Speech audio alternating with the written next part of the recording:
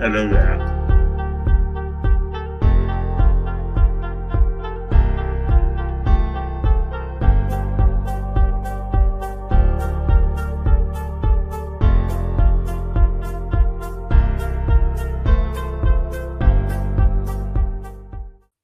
Hello, everyone. Arsenal fan circle here. It's a Thursday night show. I think Stan was trying to get the first word because we know Tony always gets the last word, right? Was that you, Stan? No, mate. Yeah, it was definitely him. I'm gonna call it. I don't care. Definitely. It was more than one person. I know, but I'm just gonna go with the one. No, I'm going with Stan. Stan started it. Stan started it. I like that. I like that one. You're that kid you're that kid, innit, Gary, when the teacher says, "Right, I'll be back in a minute. Watch the class." And you guys don't even know it. But next thing you know, I'm passing her a note, and she's going off on everybody. He's writing names down. Yeah, that's Gary. That's Gary. All right, everybody, we're having fun. The hunt for Red October continues. We're unbeaten. We're actually winning every game of this month. So let's keep it going. 3-1-0 to the Arsenal. Got that 1-0 to the Arsenal going, but we'd like to sing 2 or 3-0 to the Arsenal. I thought we rode our luck against Bodo last Thursday night, and definitely rode our luck against Leeds. We used up all of our luck in those 2 games for the whole season. And I don't know, I saw the highlights myself. That looked like a pretty accomplished win, but everyone else that saw the game will talk about it. Tell me what happened. So listen, we'll go clockwise. We'll start with Gary. Yeah. So coming into this match, there was a lot of talk about who should start. In my head, I thought, you know what, we have to start either Jesus or Partey. If we need to get 3 points, we have to start one of the two. They both can't rest. For me, Partey would have been the guy, but they went with Jesus, who I think needed to get back into form. He showed up. He got himself into some really promising places. He just couldn't finish. So for me, that's a good sign, because the last couple, he didn't play, and he hasn't been really that good on the pitch. So today he actually looked threatening. So that's a plus, and hopefully that means there's more to come. Once again, you've got your shutdown man, Tomiyasu, shutting down Gakpo. Didn't really have any fun on the day. We did a good job there. But I think the thing that people are going to say is some of the players that needed to step up probably didn't step up as big as they should have in this match. Yeah. And I guess we'll get into those as well. And then when we went to our subs, then we saw a change, and we're probably going to have different thoughts on why things changed when we brought in the subs. But we got the point. They got the points, and now we can go to PSV and probably not be too concerned of the result, even though a draw would be nice, and then we'll be a win would be nice because then we'll be done. Mm-hmm. But we need to get one more win to secure it. But we could just get it with a draw from PSV. Yeah. So we'll see how this all pans out. Yeah, listen, we talked about last week when Mr. Tom was with us. We talked about Eddie Nketiah, and we talked about Ben White. I thought it was a nice feature, former Leeds players, but I'm putting up for a nomination a second player tonight that we could discuss. I think we should talk about Gabriel Magalhaes as well, and how he's doing this season. But let me know in the panel who you think we should talk about next as another kind of player focus feature. And also you in the chat box, let me know who your other candidate may be. So we'll touch on Gabriel Magalhaes plus one other player. Stan, what was your thoughts on the game tonight? Well, it's been one of them days, right, innit? You know, it started off with, first of all, dropping my wallet down the toilet. After I'd used the said toilet. You know, yeah, well, you know. Number one.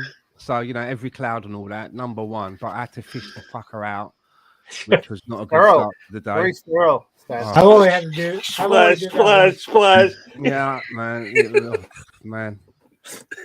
And then when I went out to go and get something to eat, I passed the garage and noticed that somebody has left a big log outside of the garage, a human log. I literally had to walk over to it, squinting, because I thought, what is that? And then when I got close enough and saw the flies on it, I was like, oh no. So it's been one of them days, man. Who'd you piss off? It's been one of them days. Where do you know? live again? What country is this? Canada. Oh, know what all I right. mean? Just wanted to know. It's I like am an not underground going park. there. It's not a soul garage. It's like an under parking garage for many people. So it wasn't just like for us purposely. So, but I mean, it's been one of them days. That's how my day started off. But the first thing that I would like to, the first thing that struck me about the game was looking at the lineup first of all, and it's probably the biggest quibble that I have about this game is that I was very concerned to see that we were starting both Gabriel and Eddie Nketiah together in this game when we've got a game looming on Sunday and we don't have adequate cover in that position. And the same with Saka as well, to an extent as well, especially when I look at the bench and I see that if we're going to play Eddie Nketiah on the wing and I see that Martinelli sat on the bench, Marquinhos is sat on the bench, and Reece Nelson is sat on the bench. To me, I just didn't understand the selection there. I get it if maybe you're going to start with one. So you start with Eddie because it's a Europa League game, you know, and we play him for 60 minutes and see what he can do. And then on 60 minutes, if we haven't managed to carve anything out of the game, then you can put on a Jesus. I could maybe buy into that. Yeah. You know, giving someone 60, 67, 65 minutes or whatever to try and forge his way in the game. I get that. But starting them both together when we've got no cover in that position was frightening to me. I didn't understand the logic of it. As I say, when we've got adequate players that can, all right, they might not have the quality on the wing, but surely Martinelli, Reece Nelson, Marquinhos could have been worth a shout rather than Eddie. Yeah, it just didn't make sense to me. Yeah, a little bit strange. Just to say as well, I just feel like what we've done today is there's those three players, maybe not Granit to an extent because he seems to be able to go on and on and on like a Duracell bunny. But those three, I feel that maybe you know, all we've done today is maybe run them into the ground just that little bit further, and there's no need for that. Yeah, exactly. I mean, we were talking earlier about having trust in your squad, and Arteta has to have trust in his squad. And the players who were going to come in, I thought the rotated players were Rob Holding, namely Rob Holding, Sambi Lokonga, and Fabio Vieira. Teabag. So, yeah, otherwise Stop that. That's not his name. Teabag. I mean it affectionately. No, you don't. I do. You can't. You know. I love Robert Nepper, the actor. I love yeah. BX Gunner wants to stay perfect. Welcome, BX Gunner. Welcome, Riddy. Welcome, Steven in the house as well. Some guy called Tony Turner. Yeah, he's all right. We like him. That guy's everywhere. Steven said not happy with what their fans did to our stadium seats. Yeah. Riddy said he was right. Riddy said it was right above them. He's lucky. Like, what did they do? They didn't fly at him. They didn't do what somebody did outside our garage, did they? What did they do? Ripping up seats. Were they? They had a flare going. Remember what I said to you on the show about how raucous they could be? Yes. PSV. I said that, didn't I? I said that about, you know, when we go over there, they really are a raucous bunch. They're into all that with the flares and that. And I'm not talking about the trousers from the 70s, right?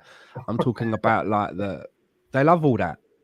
BX Gunner says the European atmosphere is fire, but we don't want literal fire in the stadium. I mean, you saw that they're not even, their fans aren't allowed to travel to the Ajax game. So yeah, that one really, mate. That's how like I think, yeah. Ray said yes, Misfit agreed. That's not acceptable. Unfortunately, just like any society, every group has bad apples who spoiled it for everyone. Tony, your thoughts on the game? I didn't get to watch it. I have a doctor's again, so. All right.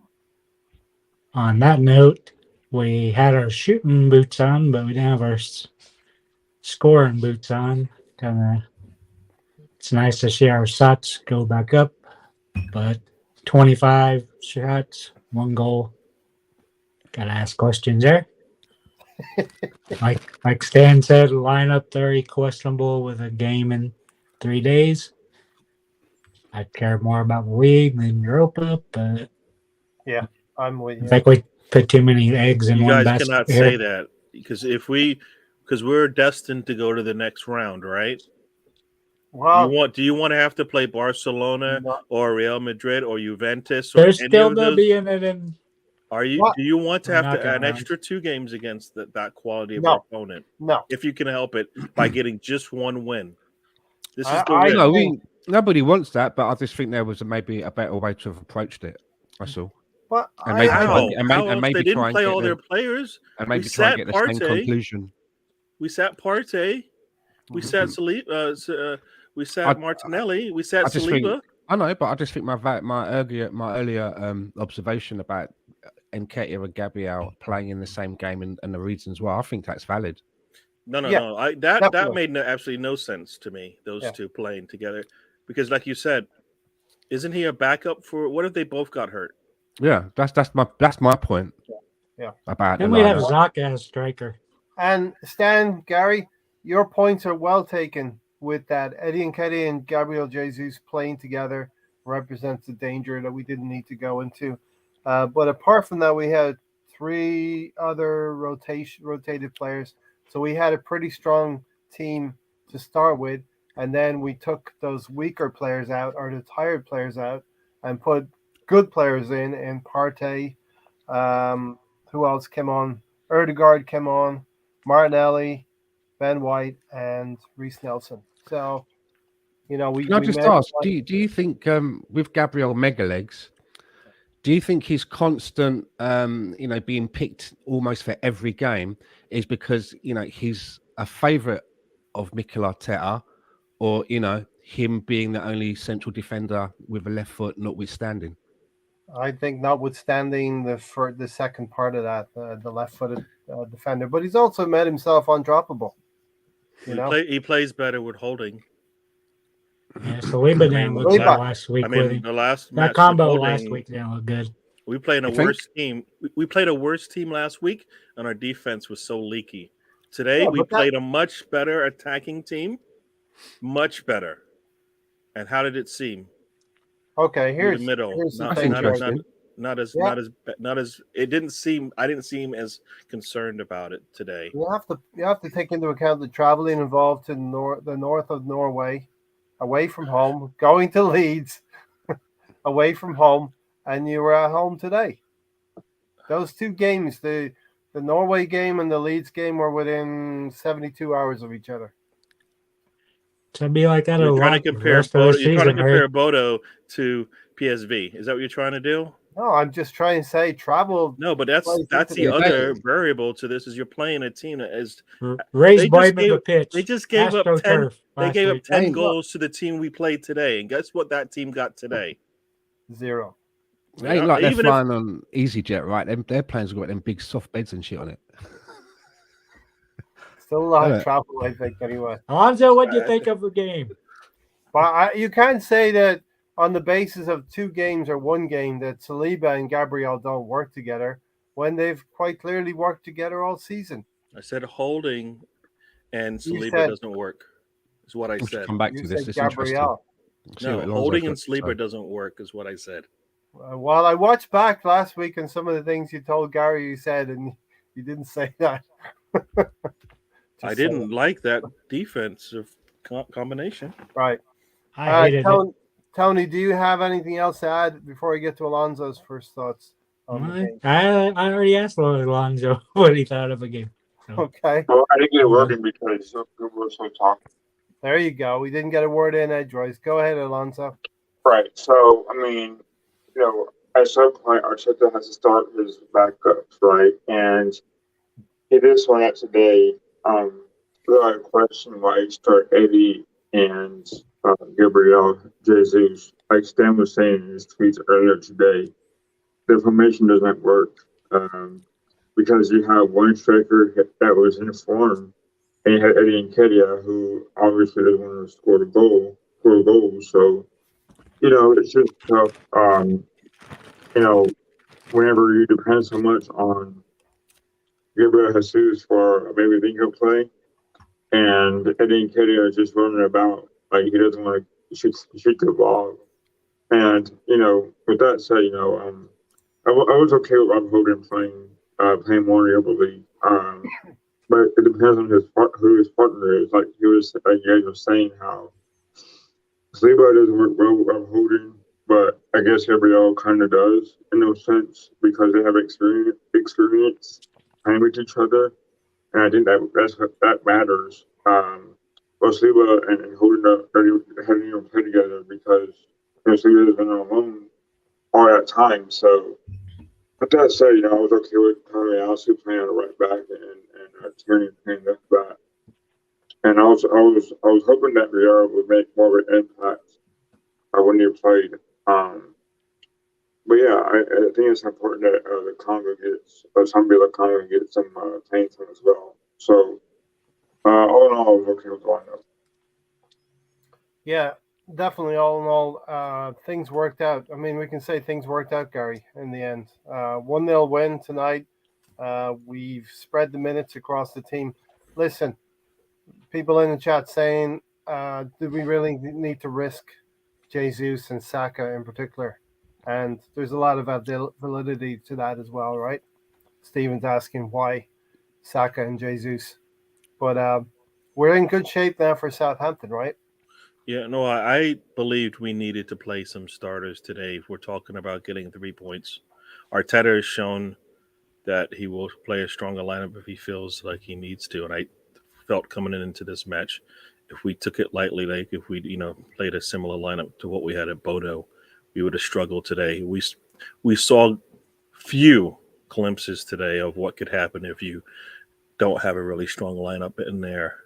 Yeah. I mean, Gakpo did make some plays today. Not a lot, but he did make some. But if you weaken our team by putting in some of our squad players, I think he would have saw a lot more. Xavi Simmons also had a couple of like scary moments for us, right? And I think just if we got even more weaker than we were, you would have saw a lot more of that. And that's that. It wasn't like they have attack. And Mike, I think Arsenal Misfit was talking about Leeds. Leeds is a much better squad, all 11 players, the way they play in that second half. But I don't think, Gakpo and Xavi Simmons are some of the young up-and-coming attackers that are out there. And they showed some of that today, but not a lot. Mm-hmm. So that's why I was concerned. And I think it's 3 points is what we need. And we didn't have to play everybody. Some players did come in, but we didn't have to play everybody for like 90 minutes. But when do they get a full rest, Gary? World Cup? When do they get what? Rest them? A full rest. Well, as Arteta said, the reason why Saka plays is because don't good players play a lot of games, back-to-back games?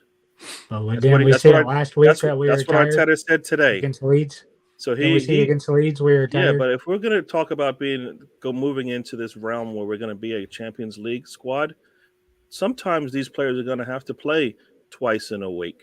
Exactly. Right, and this was one of those times, I believe, where we needed to do that.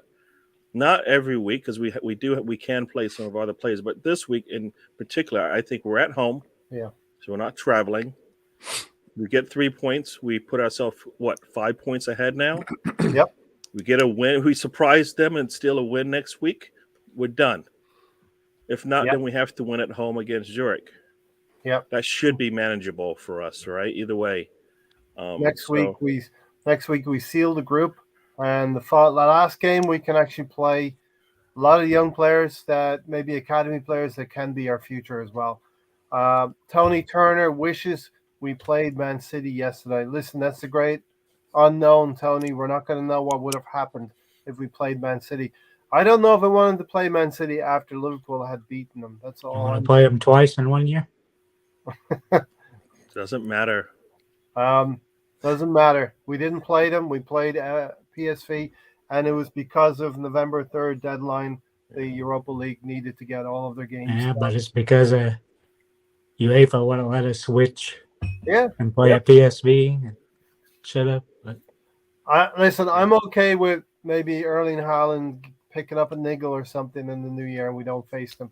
Stan, do you think that Mikel Arteta is starting to understand the best parts of his squad, the limitations of his squad?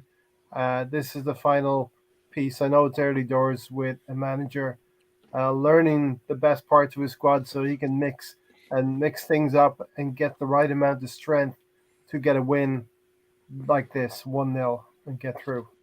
Not after today, no, because Gabriel Jesus in the last match looked a little bit under par, and it was the match before that when he had that nasty blow to their head. And if you look at the way that he fell, he usually, if a player's hurt, they will crumple to the floor. He fell straight like a lamppost, like a tree going timber, and that to me is usually a sign of someone that's unconscious before they hit the ground. They're just out like a light, right? Yeah. And he was on the floor motionless. So you're talking about knowing the limitations of his team. I think maybe Gabriel has been pushed to his limitations a little bit. But somebody said I think it was somebody on the panel, someone in the chat box said something about Mikel Arteta trusting his team. I think if he trusted his team, he would have played Eddie through the middle today and and at least maybe had Gabriel Jesus on the bench if he needed to break the glass in an emergency.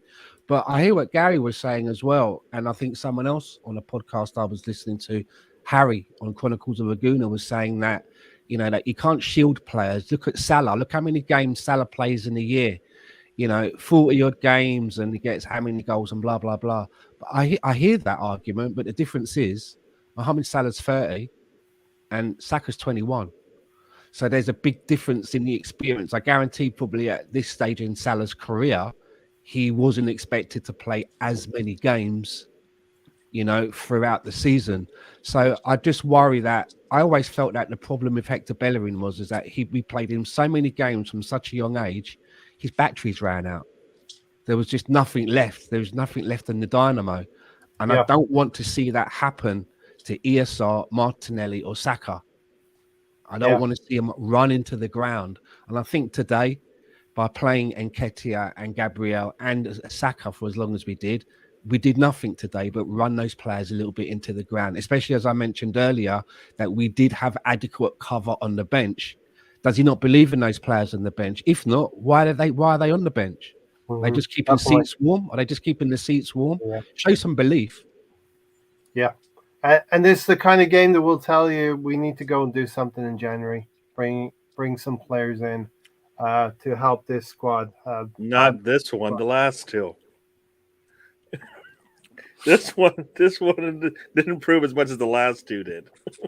Right. The last two proved that. This one, yeah. I thought you were talking about the last two windows for a second. No. The last two matches. Last two games, definitely.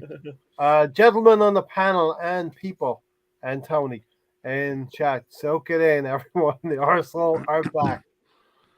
Tony, I'm just kidding. You know that, right? Can I just say as well? I just don't understand the message that it sends out. I get it with Martinelli because I was on a pre-show yesterday with Danny on the Bergkamp Wonderland, and he informed me that Martinelli was maybe only 25% sure to play. So it tells me that there were doubts with him. So I kind of get that.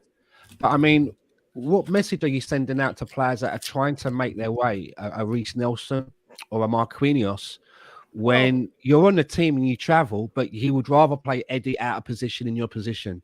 To me, it just says that this manager doesn't really trust me yet. Do you know what I'm getting? Show me some belief, and maybe you'll see what you get back. Is I think it's a lot like last year where you only trust... get back. And he's had those happy accidents in the past when he played Gabriel Megalegs in that first match when he didn't want to. He wasn't supposed to play. He played him because we had a late injury. He scored. Same thing with Saliba. Saliba, I don't think was meant to play straight off in the beginning, but we had the injury to Tomiyasu, so Ben White filled in. What happened? It unlocked Saliba. He's had some happy accidents. You know what I mean? Over the last 2 years. I think it's a two-way street. You have to show that you can be worthy of the trust that you're going to be given, but you also have to have a chance as well. But I think it's a lot like last season where he only trusts like 13 players or even less than that, and he just doesn't trust anybody else. You cannot do what you did for Nketiah and then not trust him. It makes absolutely no sense. You trusted him to wear the 14. You trusted him to give him a contract worth what 100K every week. But sometimes you And got to then- look at it and see you made a mistake. And then today you said, you know what? We have 3 points on the line. You're And not play on the starting in your preferred position. That makes no sense. So like, no, it doesn't just work makes that no way. sense. And not only that, but like, what is Marquinhos? And like you said, Nelson done. Nelson, I would have played Marquinhos today, or Nelson if but no, you put And if they're not Nketiah there, ready, and that's not, we'll know. he's- If they're not he ready, we'll doesn't- see it. Can And I? we can say, okay, they're not ready. We can see it. Can I, Sometimes you got to sink or swim, right? If he'd fielded Reece Nelson on and he had a total shit show, at least we could say, okay, let's stop. Let's stop trying with this one. This guy's not. You know what I'm getting at? Can I ask you a question? Be definitive about it. We could be definitive about these people. Sort of hiding them away. To those who saw the game live, can I ask, did Gabriel Jesus and Nketiah, switch around? Did Jesus go out in the left wing? And you know that Martinelli and Jesus switching, that never really happened, Gary. Okay. Not enough. Not the way it has in the past. And no, it didn't. We've Was any seen. of- I don't know. I found Nketiah kind of found himself in the middle at times, and there was one in particular because I remember the replay where he got himself into a position just by the sort of the D on the penalty box, and on the slightly left of it, and took this curling shot after being quite industrious with it. The difficult bit I felt, and I just saw that 14 on his back and his leg outstretched and the ball curling, and it just didn't go in the back of the net. And I just thought to myself, man, there's another number 14, man, that would have buried that. That would have been it. Done, dusted. Thank you very much. And it was just so deflating again, seeing him control the ball, do the hardest part of it, and then there's no payoff again. It's just, I'm seeing it all too often for me. Yeah. No, I mean, like I said, it's not the same kind of coming into the middle, like if Martinelli or Saka come into the middle, where that we're fine on the outside or the inside, depending on what you do. That's what I saw today, and like I said, he's better off in the middle in this type of game when you've got a Jesus who can play out there on the left side. Was I forgot about that, Gary, you hit the nail on. I forgot all about that. Jesus is very comfortable. He could have played on the right. Xhaka can play on the left. That's where he started playing on the left. And Eddie could have gone through the middle. I totally forgot about that. Yeah, great point, Gary. I forgot about that. Could have done that. It just, to me, it's like, what? That's the only way Eddie's going to get matches in the Premier League if he plays in the same spot. That's what we thought at the start of the season. If Gabriel Jesus and Nketiah were going to get on the field at the same time, Jesus would be on the right. Great point. Saka could have easily gone left. Tony, you very nicely put your hand up. So as I asked Dan and Gary, anybody else that watched the game, how many of Eddie's six shots looked threatening at all? Any of them? How many of them? I mean, I think that of Eddie's 6 shots, none of them were on target. Did any of them look threatening at all? I think the two boys were talking about that long ball from Holding in the second half. Eddie Nketiah takes it down with his chest, drives into the center of the box. It looks brilliant, and he's going to curl it into the top corner, but it's just wide and over. Yeah. Once again, just so close. But he forgot to press the right bumper button when he hit the shot on his fucking pad. Do you know what I mean? Or one or two, whatever it is, right? Finish. There was one point because I rewatched the first half again, where Nketiah is coming in and he's driving into the box, but he gets defended really well by Xhaka, who defends him and takes the ball off of him. And then the ball just spits out and they go back the other way. And you're like, great defense, Xhaka, on your striker who's coming into the box. And you can see what happened. He hesitated because he's like, he's coming right at me. He hesitates just enough and puts himself in between him and Nketiah and the ball. And then the ball spits out and they go back the other way. And you're like, good job. But I mean, that's how. Go ahead. It was like the Benny Hill song. I tweeted out. Funny, Gary says that because I tweeted out earlier that Granit Xhaka has gone from having moments of madness to moments of magic. Yeah. Listen, Eddie Nketiah had a couple of chances where he could have played a pass into the center of the box as well. It's cut out by the defender. He could have assisted a goal or two as well.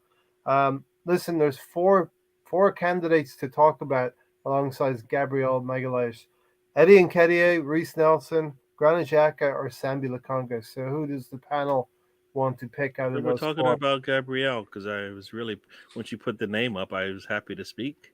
Well, we will talk about Gabriel, but I was looking for another candidate, two players to Zombie.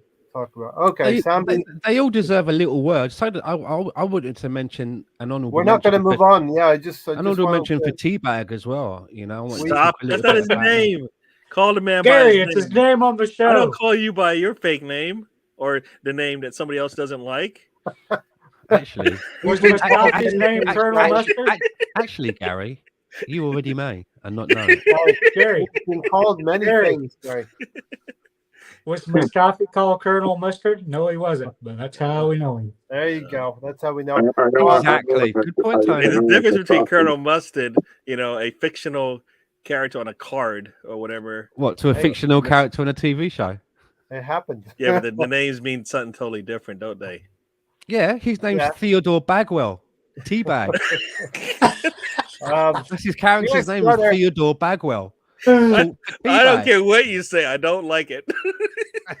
We know this, Gary, Gary. Just shut up and enjoy I it. like it.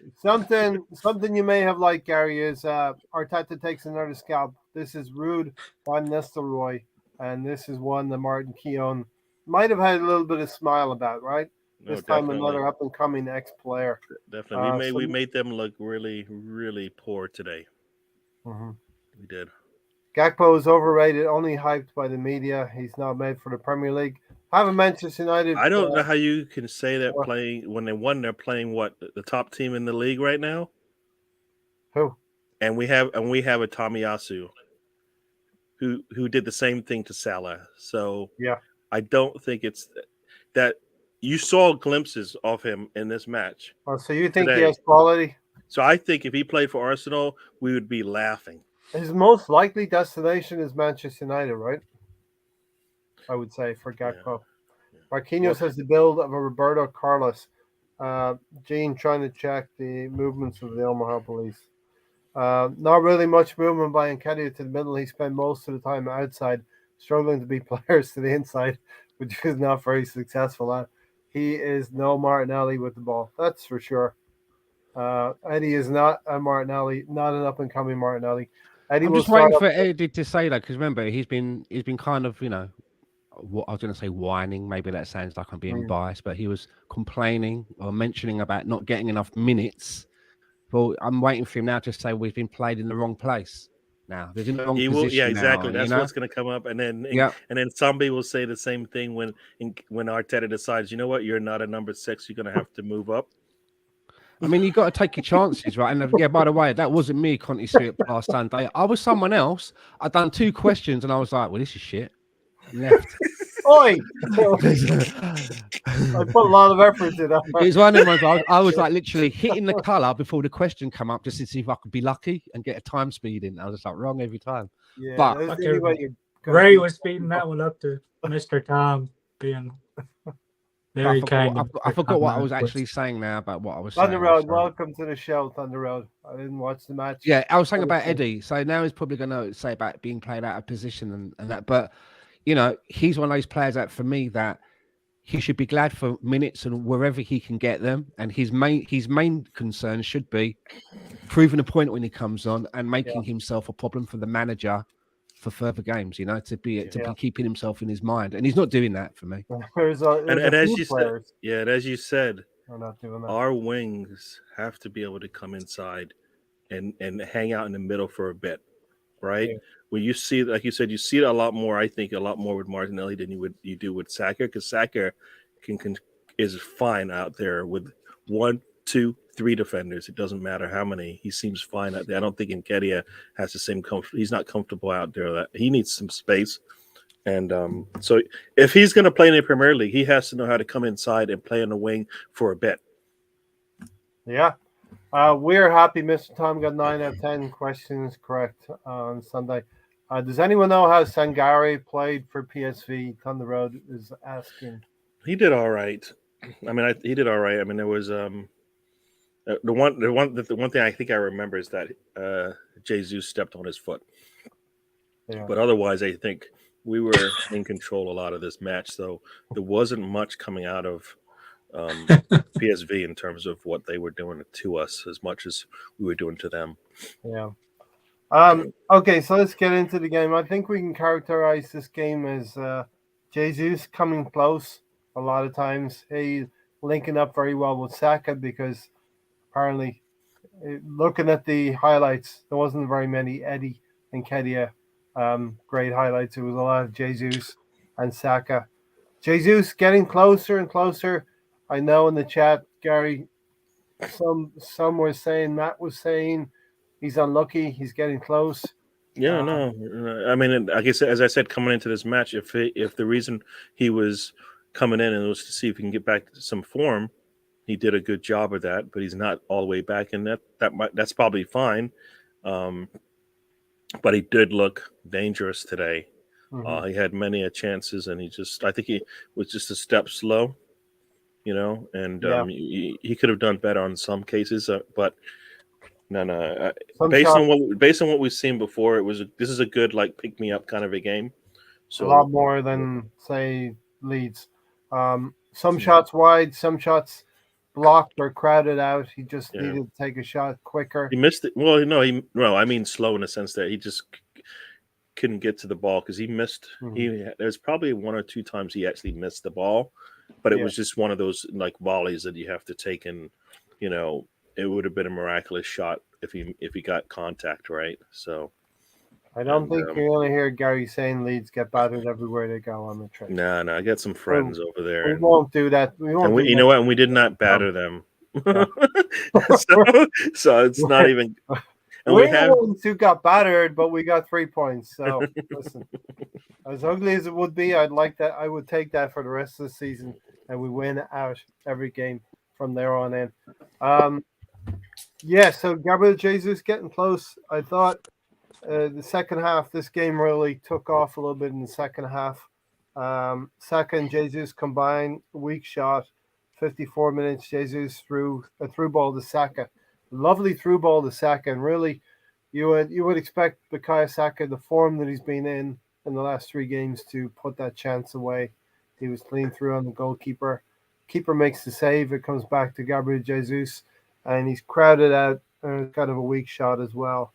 The 61st minute, Jesus shot saved, and we're sort of building up pressure, right, Stan? We're sort of building up pressure.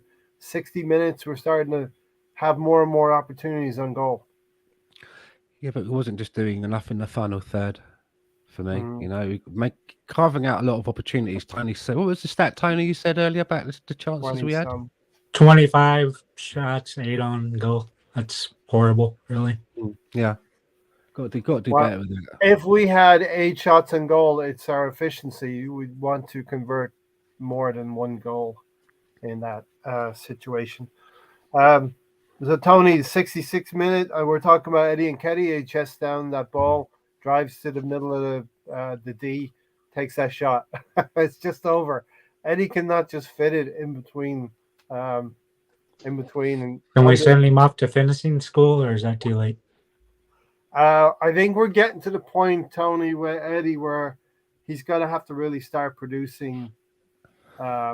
How many games in the season, all competitions, have we played now? Is that about, what, 12? 13. 14? And what's his been? What's his return? He's had a lot of involvement. His return's been what? Was it 2 goals? 2 goals, maybe 2. Yeah. 2 goals, an assist. It's worrying, isn't it, for a backup and someone that's trying to... Yeah, especially with those 2 coming from Europa. Yeah, and to try to establish himself. And as we've mentioned before, I think the club's done everything from their side to make him feel part of it. He's on good money. He's got the shirt number of his choice. He's part of the first team now. So we're getting to that finish, the Granit Xhaka with the Canu finish. Tony, it's like the introduction of Partey. that sort of, for me anyway, looking at the highlights, things start. We're building up a little bit of pressure. 67-minute, as Gary mentioned, Simmons gets past Tierney. Not Tony Turner, but the goalkeeper Turner makes a save, and then about that point in time, I would have liked to have seen that if that was Partey comes on. He Yeah, just threw his leg up at it, and there you go. Whee! Oh, no. Just imagine him wheeling his chair to the far post. Stephen's right. We did steal the Leeds game. I'm more Definitely. flexible than you think I am, Stan.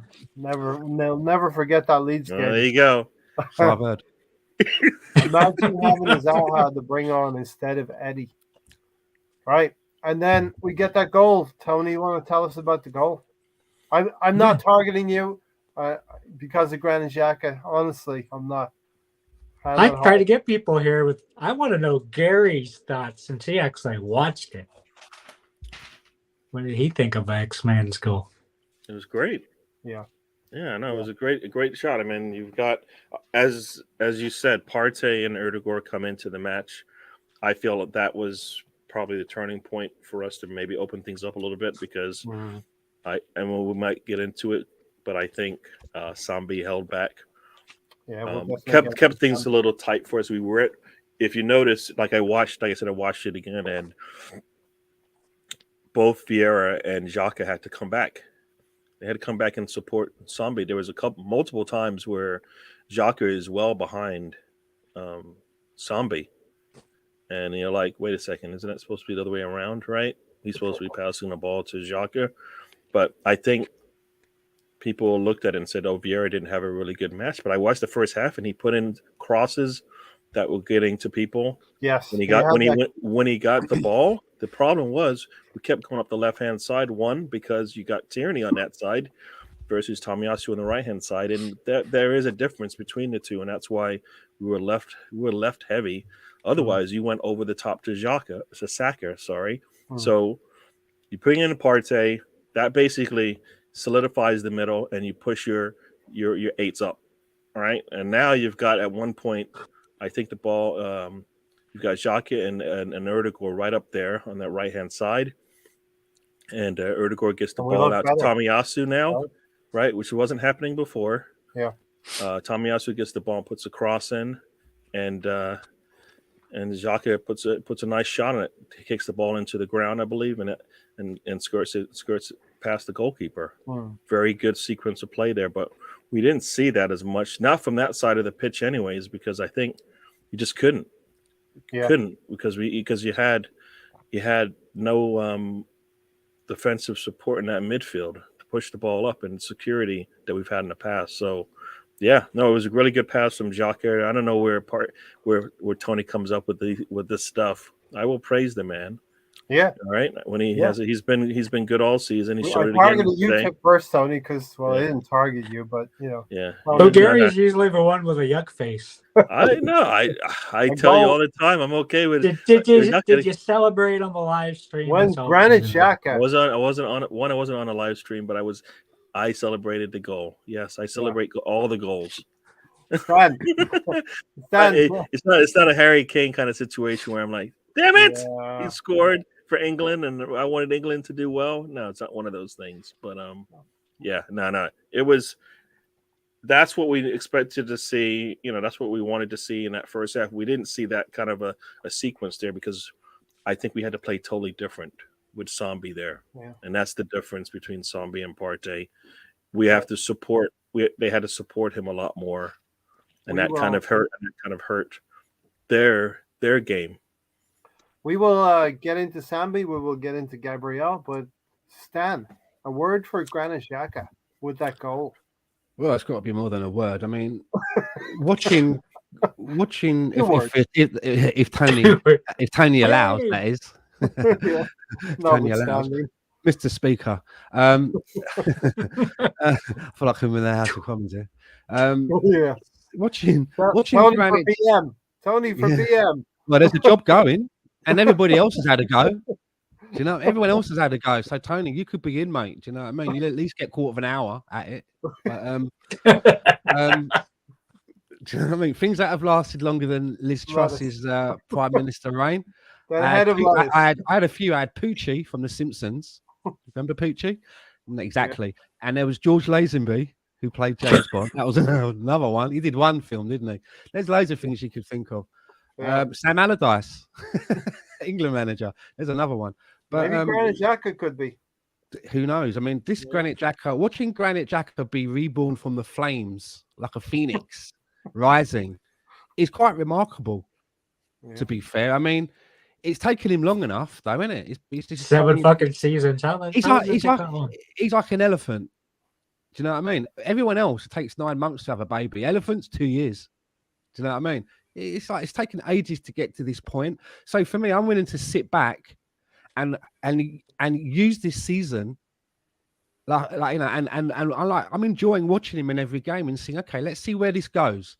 Let's see where this goes, because I'm a big, I've been a big critic of his past transgressions. I have, but while he's here and hanging around, which is, he was hanging around like a bad smell at one point for me. Now I'm starting to see he's doing stuff, and I'm enjoying it, and it's benefiting the team. So for me, I'm kind of like this now, sitting back watching it for this season and saying, okay, when we get to the end of the season, I'm going to mark your report card and see where we are.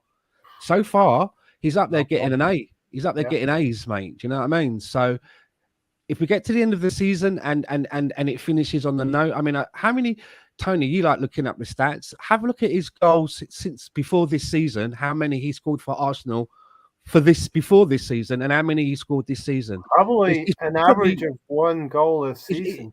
He must be matching it at least. Of, the whole number. 5 or 6 goals maybe in the last 6 years, and he's got, I think, 3 already. Let me look it up, Ray. Talking nonsense. Did you see what I did there by giving him something? Did you see what I did there by giving Tony something to do? Did you see that? He had 3 in the last 3 years, and he's got 2 in this one. Gary, you stole his thunder. 3 in the. Oh, Tony, did you want to say something? Fuck you. Man, do you remember Stato? Take your cough, sir. Lockron. Oh yeah, fantasy football. But it was a fantastic goal. It was the match winner, which for a game which I thought was a little bit lackluster. Especially with a lot of the chances you've highlighted from people that you would thought would be the people that would be putting the ball away. So he's contributing. He's contributing, and he basically should have the captain's armband in it, but it's too late now. It's been done, Odegaard's been anointed. So as I say, long may it continue. And something that I am worried about though with Xhaka is that at some point something's going to happen. Something happens with every player. Not every player. There's going to be a problem, a foul that's going to be a little bit iffy. It may result in a red card or giving a chance where that leads to a goal. What I'm looking for is to see is that when it happens, how's it going to be dissected?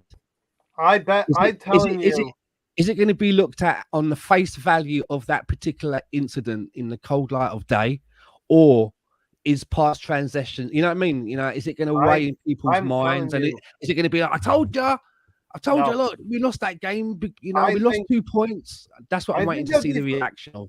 Yeah, that's a good point. I think there'll be forgiveness for Granit Xhaka if we can see the goal. I think it will. I think it will depend, won't it? I think it will depend on the transgression. But I mean, I'm not saying that I'm going to jump in his back. I'm just interested to see what the fallout is, because how fussy and finicky, and how fair-weathered Arsenal fans can be.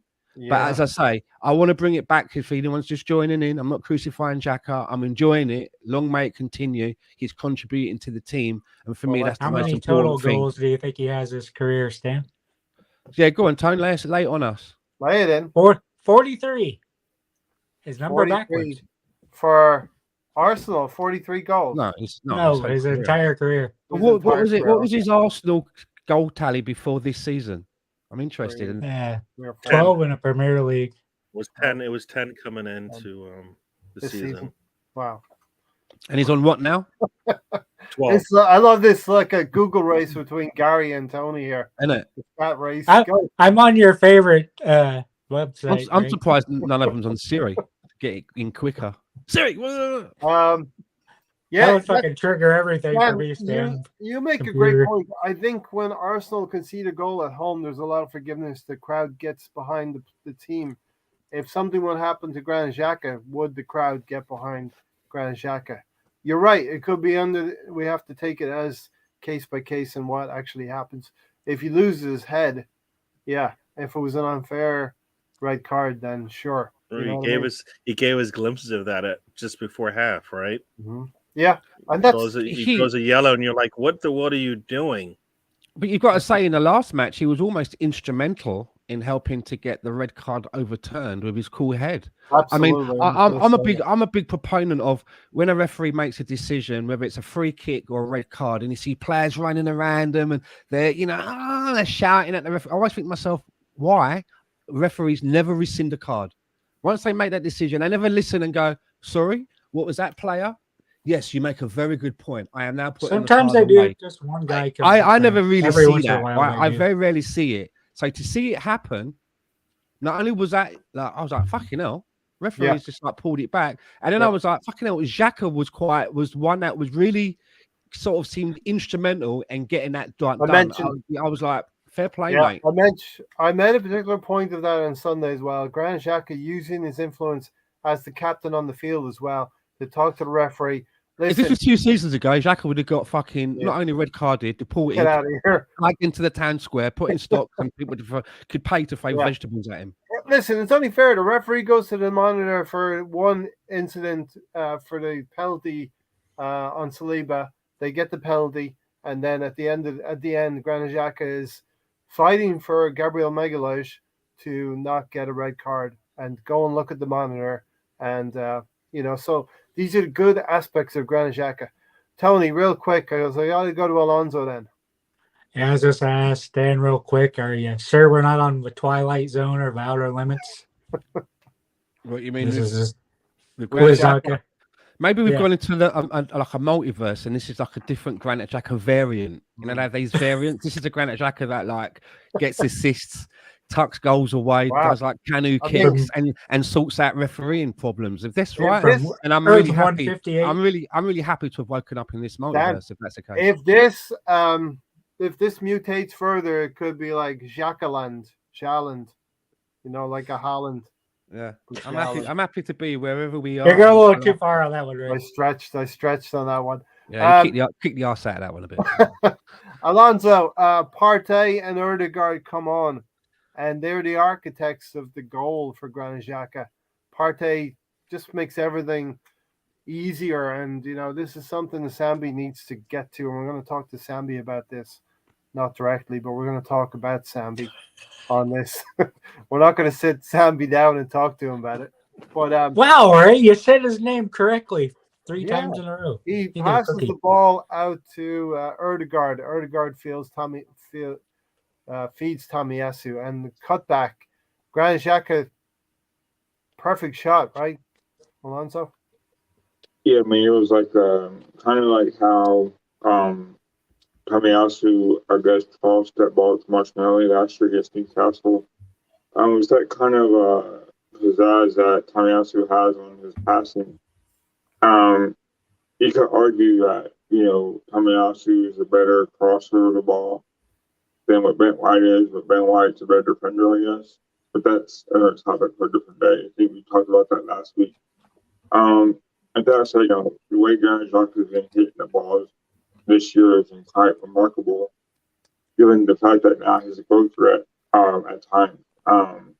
At times, especially during this game, that either he shot the ball on target or he was giving his passing the ball to be in that part where it could have been a goal, but then it was always messed up or something happened or defended pretty well. With that said, you can see the evolution of Granit Xhaka this year, where you see, Arteta playing him in a more free role and having Party play his best, which is defending and covering for the back four, and even himself playing more of an advanced position whenever Ødegaard has the ball and Xhaka's going to shoot the ball. So I think all in all, Ryan talking to senior players around him that were willing to help him out in the parts where he was struggling. Mhm. Even whenever we had Meza Ozil, he wasn't much of a help going backwards or playing defense anyway. So I think with Ugarden and Party, you have two players that are going to help him out defensively as well. Yeah. For his struggles in the past. So yeah, I mean, Granit Xhaka's shot on goal was pretty good. Pretty good for him, knowing that I believe it was off his right foot, right? Was that his right foot? Hmm? Was it off his right foot or left foot? Xhaka's shot? Yeah. I think he was off his left foot. Yeah, no, it was off his right foot.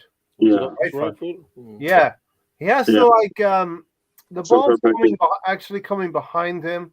He has to position his feet. He has to go back a little bit, Mm. and that actually helps generate the velocity on the shot by reaching back and hooking it back across his body and into that corner. And then I'm a Phillies fan.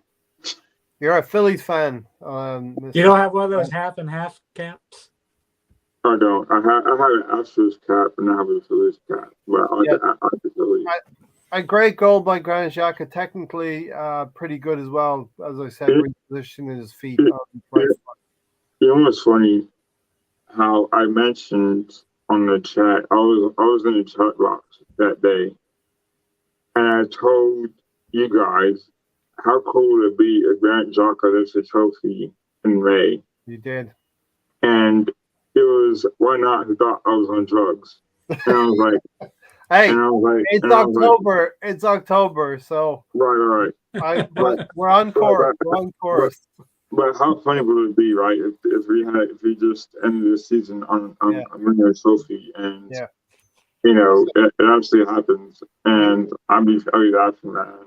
We would all love to get top four, and listen, I'm going to say any kind of trophy, but I'd love to get the Europa League for sure, and top four along with that.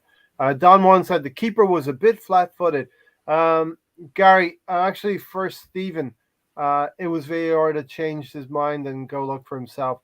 If he was influenced by a player, then there is a problem. Listen, you're at Ellen Road. I believe the referee was influenced by the Leeds players, and I think that the referee, you can have a dialogue with players.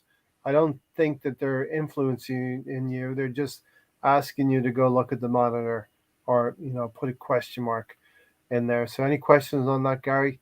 But also, Gary, are we seeing signs of Arsenal running out of steam?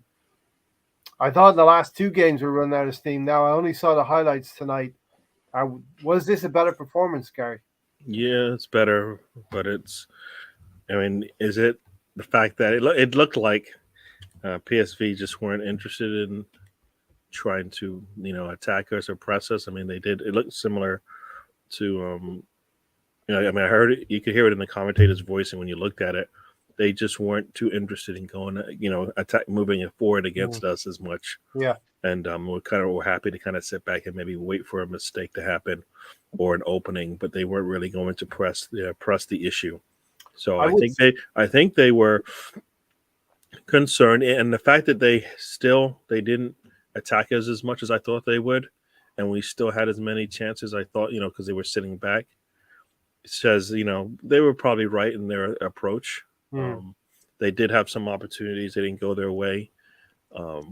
But we weren't there. I think they were playing more with their starting 11 than we were, I believe. So with that in mind, we still kind of had some cards in our, we still had some cards that we hadn't turned over yet. Was it a typical away display? Away team coming to a good team and maybe trying to hang in there for a draw. Yeah, no, that's what it looked like. Definitely looked like they were going to be happy with it, especially when they got into the second half and you're moving along, and it's like, well, you know what, they might be okay with a draw here, but we've got had an inferiority complex against us. Yeah, yep. Gary, go ahead. Yeah, no, we're like I said, we should have scored. We should have scored more in this game, but more on us than them. I don't think they had anything to do with us missing these shots. I mean, Yeah, we just we weren't had a clinical. couple of opportunities after the game. Saka has a shot, and one where he's driving toward the left, and he cuts a ball back across to the other corner. The goalkeeper saves. 78th minute, Martinelli has the shot saved, and then 80 minutes, I think Saka had a shot when he could have really crossed. I think Gabriel Well, Martinelli was there's the one open. where Saka is 1-on-1 with the goalkeeper and he doesn't. Martinelli is he's there. and well, there's a cross, but then you can see why he took the shot. Right. Like Martinelli, he would have had to look around to see where Martinelli was at that time, and it wasn't as if he could see him from where he was coming from. I believe that's why he took the shot. Yeah. Arsenal Misfit is asking, has anything come of the Henderson Gabriel I haven't investigation? heard anything, seen anything. You know, they were very quick to charge Jurgen Klopp, you know, with an open and shut case. This Henderson Gabriel investigation needs to come to light. Arteta on his interview basically said it's done. That's it. It's over. Essentially, it sounds as if like they're moving on. So Nice. I don't mean by nice. I don't know if what that means. If they're whether they just scooping something underneath the carpet or what. So it sounds like we're never going to get to know the full extent of exactly what went down by the sounds of it. No, exactly. Seems like they'd have enough mics to pick it up. Isn't there lip readers out there that do all this sort of shit for a living? Because they didn't do any of the old Goodfellas stuff, did they? They're not doing that when they're shouting at each other like that. Brady said it's the FA. Nothing else needs to be said or expected, and that's sad. That's really sad. That's why I was looking forward to this game. One final thought I have. One thing I really liked. We saw Ødegaard taking a professional foul against Liverpool. He did the same thing right after Kieran Tierney. Did the same thing. Both of them got yellows, and I think I love that. Me too. And this is where we're learning, right? Are we growing up? Are we learning? You know why I love that? Because if they didn't do that, then it would have been Jari Simmons against Holding, and I don't want to see that. I did not want to see that. Like if you see, they did exactly. They saved Holding. They saved Holding from having to probably get. He might have got a red card because it was just him between. It was just you got the goalkeeper, you got a Holding, and you got Javi, like that Simmons kid, just going at him. And lucky they brought him down. It would have been really tough on Holding to try to make a stop there. Yeah. And listen, I set up the podcast before I knew the result here, so. Title of the podcast is Sustainable Maturity. And I think we are growing in a sustainable way. We are not Manchester United under Ole Gunnar Solskjaer, and I think we're maturing a little bit. We have a question mark over Gabriel Magalhaes and maybe other players on the team, and we'll debate that. But Stan, you're smiling a little bit. Explain yourself, son. Well, when I was watching this game over here in Vancouver, I'm looking for a stream, right? Because I'm no longer on DAZN because they got rid of the Premier League. They show the European games, but I weren't keeping it just for that. And in the second half, I lost the stream and found another one. And I don't know if any of you know of a commentator called Ray Hudson. I've not heard him for a while. Was that the Geordie? He had a northern accent, but he loves analogies. For example, there's a couple that I picked out that he said. He described Gabriel Jesus as twisted like a cork in a bottle of Chardonnay. Was one that he went. I actually wrote them down as I was hearing them. There was another one. The Premier League. There was another one that he said, and I don't know who he was talking about, but he said he was like a trout in a dishwasher. Which I was like, but the best one that when Xhaka scored his goal and they were showing the replay, and I wish I'd recorded it on my phone and sent it to you. He went into so many superlatives and he said, look at that. The smoothness of a trombone slide with the way that he kicked the ball. He was coming out the smoothness of a trombone slide was a quality. So I enjoyed that. I did enjoy that. Let me just say, go ahead, Alonso. Here's also on Paramount Plus's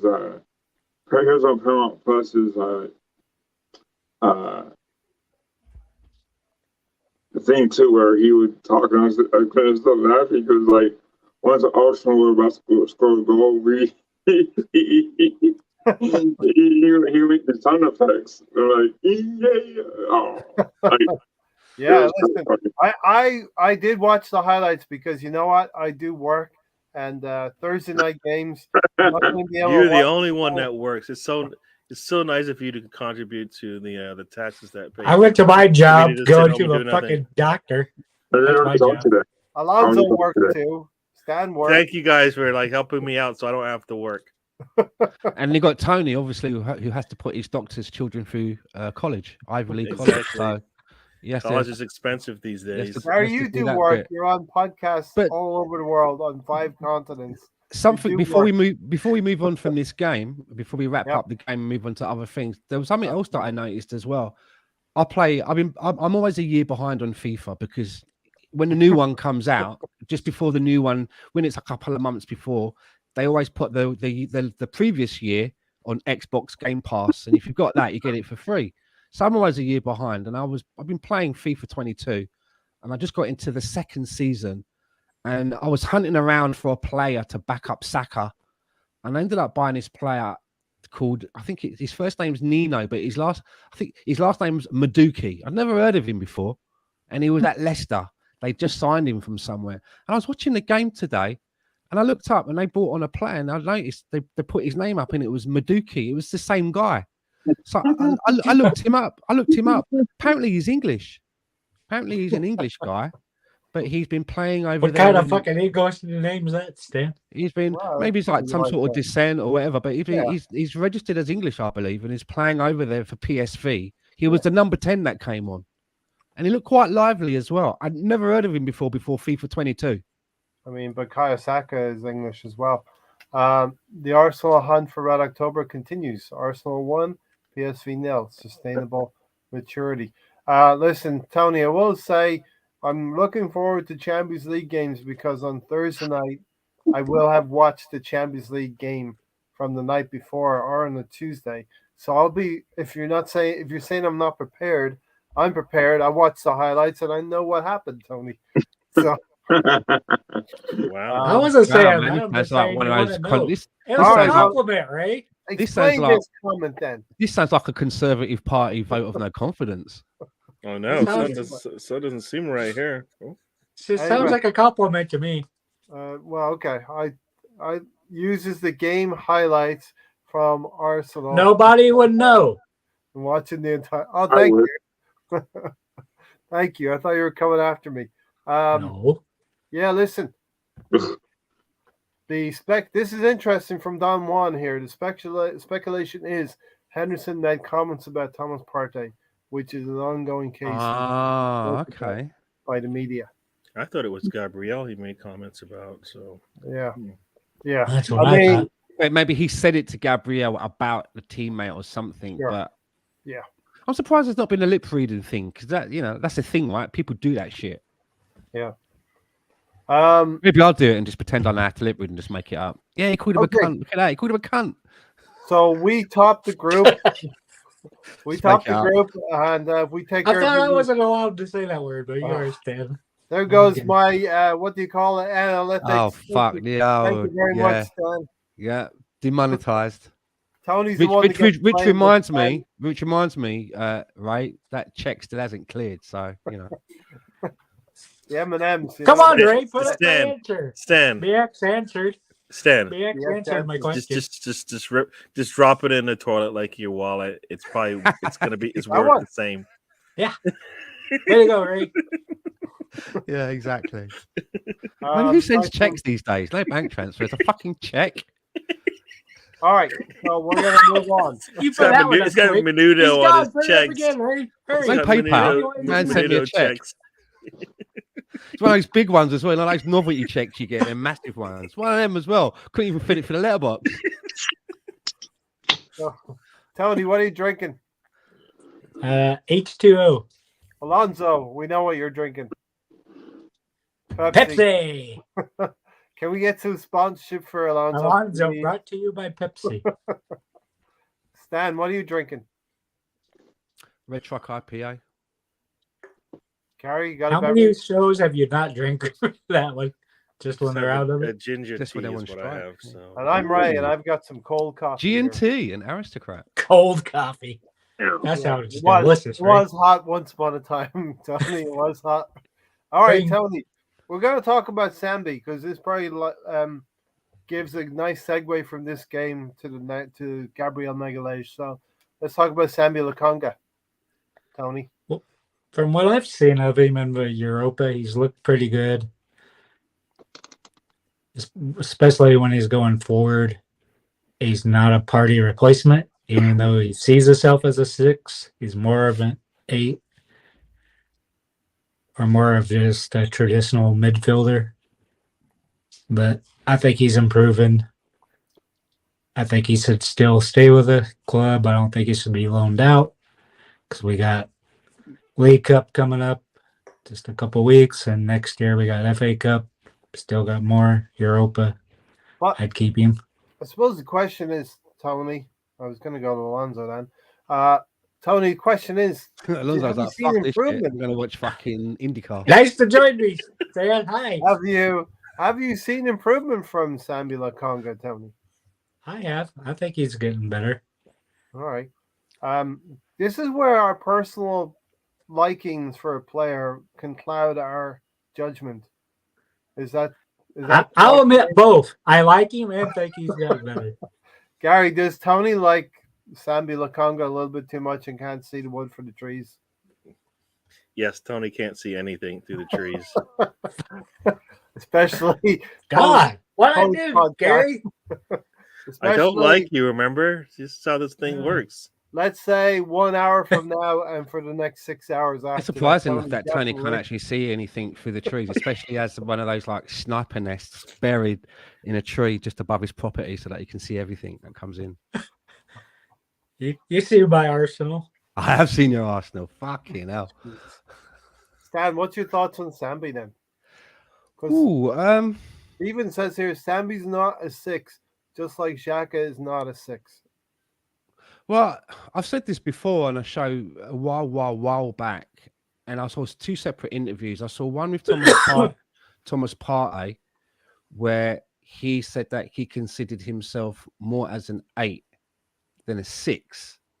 And I saw another one who was like not far long after that with Sambi Lokonga, where he said that he considered himself a 6 more than an 8.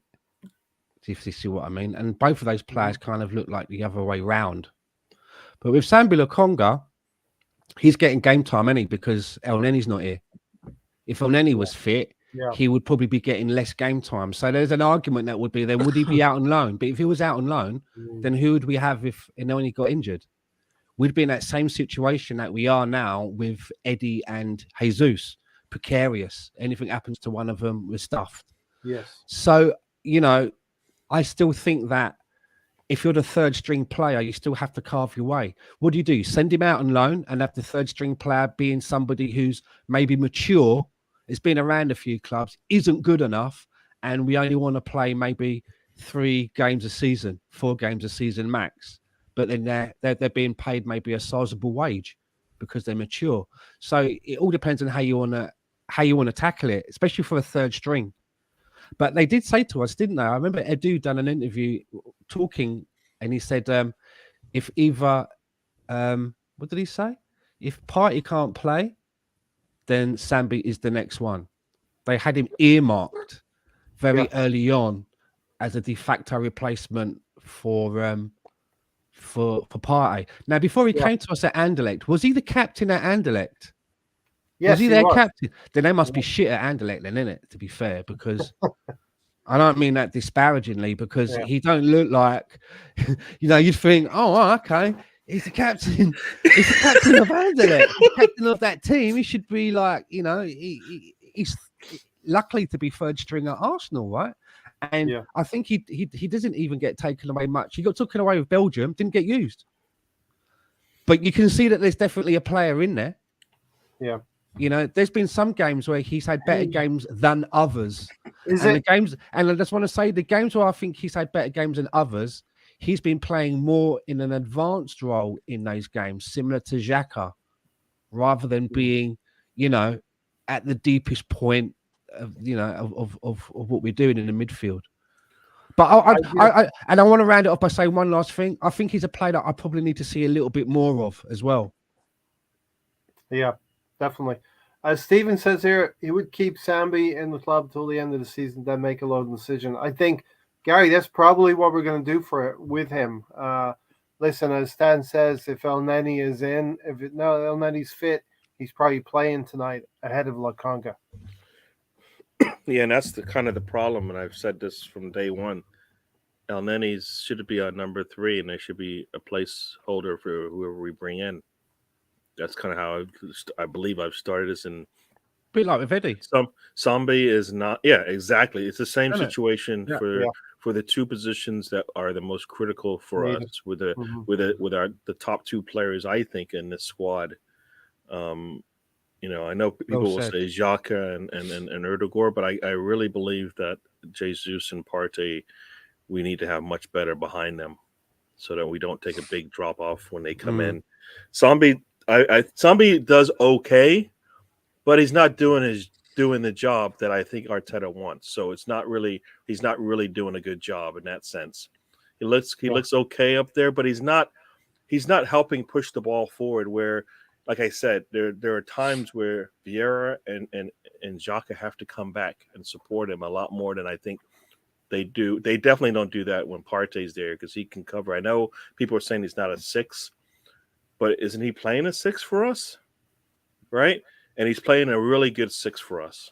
Mm-hmm. I mean, I saw it in the North London derby. I think he was doing what 6s do in that game, right? Any ball that came through the middle, he was just there to intercept it and kick it back the other way.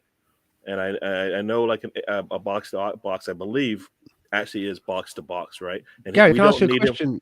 Yeah. Do you know where Partey played at Atletico Madrid? Did he play as a 6 or an 8? So and the reason I asked that question is that I know that we shouldn't take FIFA as a real thing, but on FIFA 22, Partey is a central midfielder that you have to convert to a CDM. But on FIFA 23, a year later, he's down already as a CDM. So it seems like maybe in his career there's been an adjustment or a grey area. Yeah. Well, Stan, are you sponsored by FIFA? No, I think the big problem, the big issue is that where was he playing before he played for us? And then that answers your question as to how he actually played.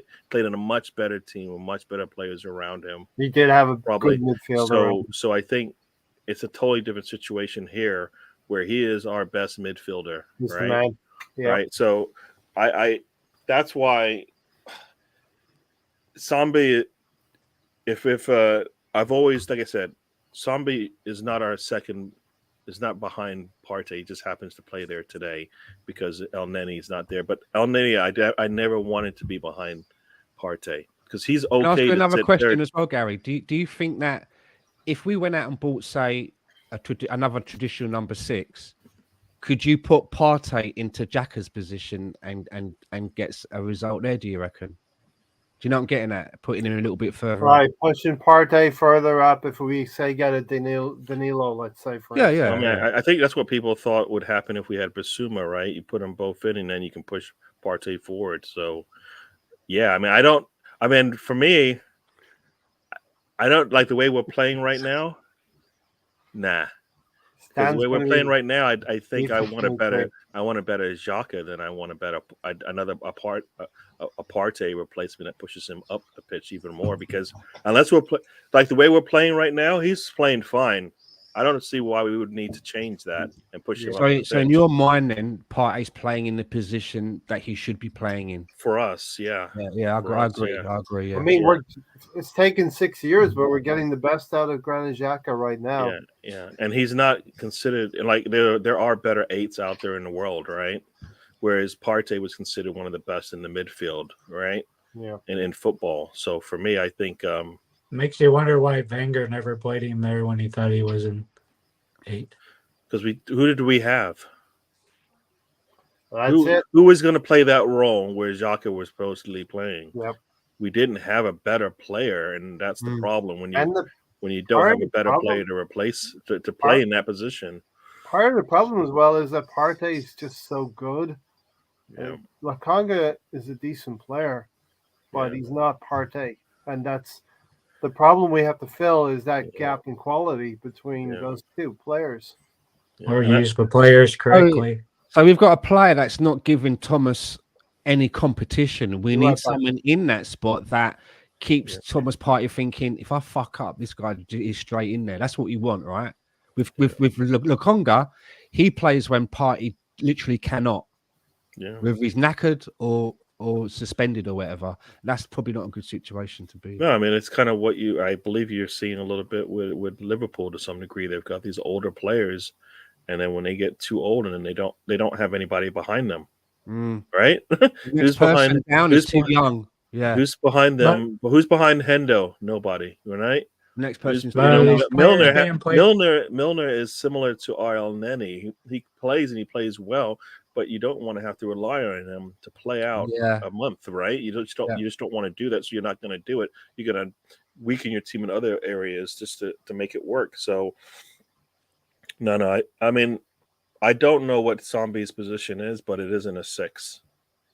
He doesn't have the temperament to play that position. He needs to be a little bit more aggressive in that area, and he isn't. He's really, Yeah, but really.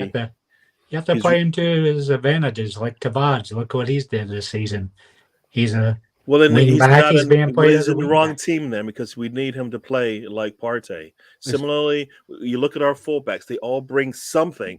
They don't all play the same, but they bring us enough that we don't go, you know what, we're missing this today because we have them out there and we're not getting anything for it. Like right now with Sambi, what are we getting for him playing in that position? Can I just ask there, Because he did- what's happening with Tavares in France that what are they doing with him there then that we weren't doing? What you Played saying? him as wing back instead of left back because they play with 3 center backs. He doesn't have the Oh, okay. responsibilities to defend like a Ronaldo. Okay. You know, he's not, players aren't running off of him like they were, for us because it was so easy. He just didn't know that was part of the job. It looked like to me, anyways. So yeah, no, I've got to do what? I've got to do what?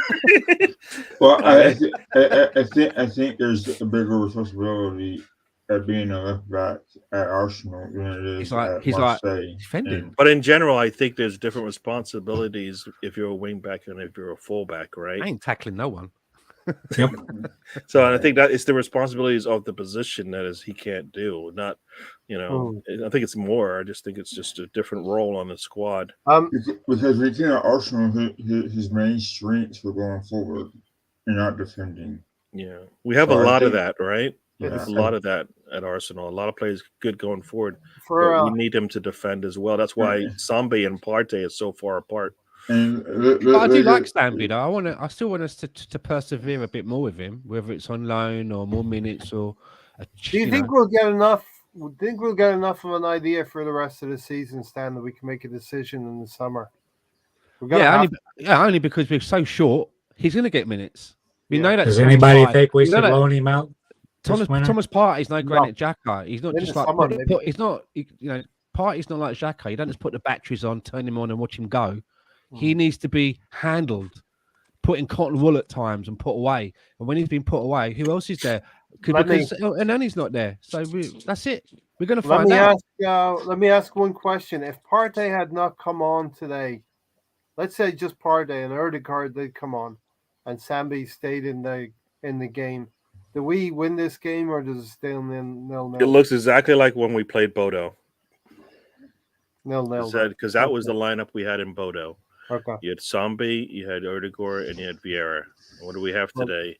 We Less had Vieira. likely we would have gotten that goal then, Gary.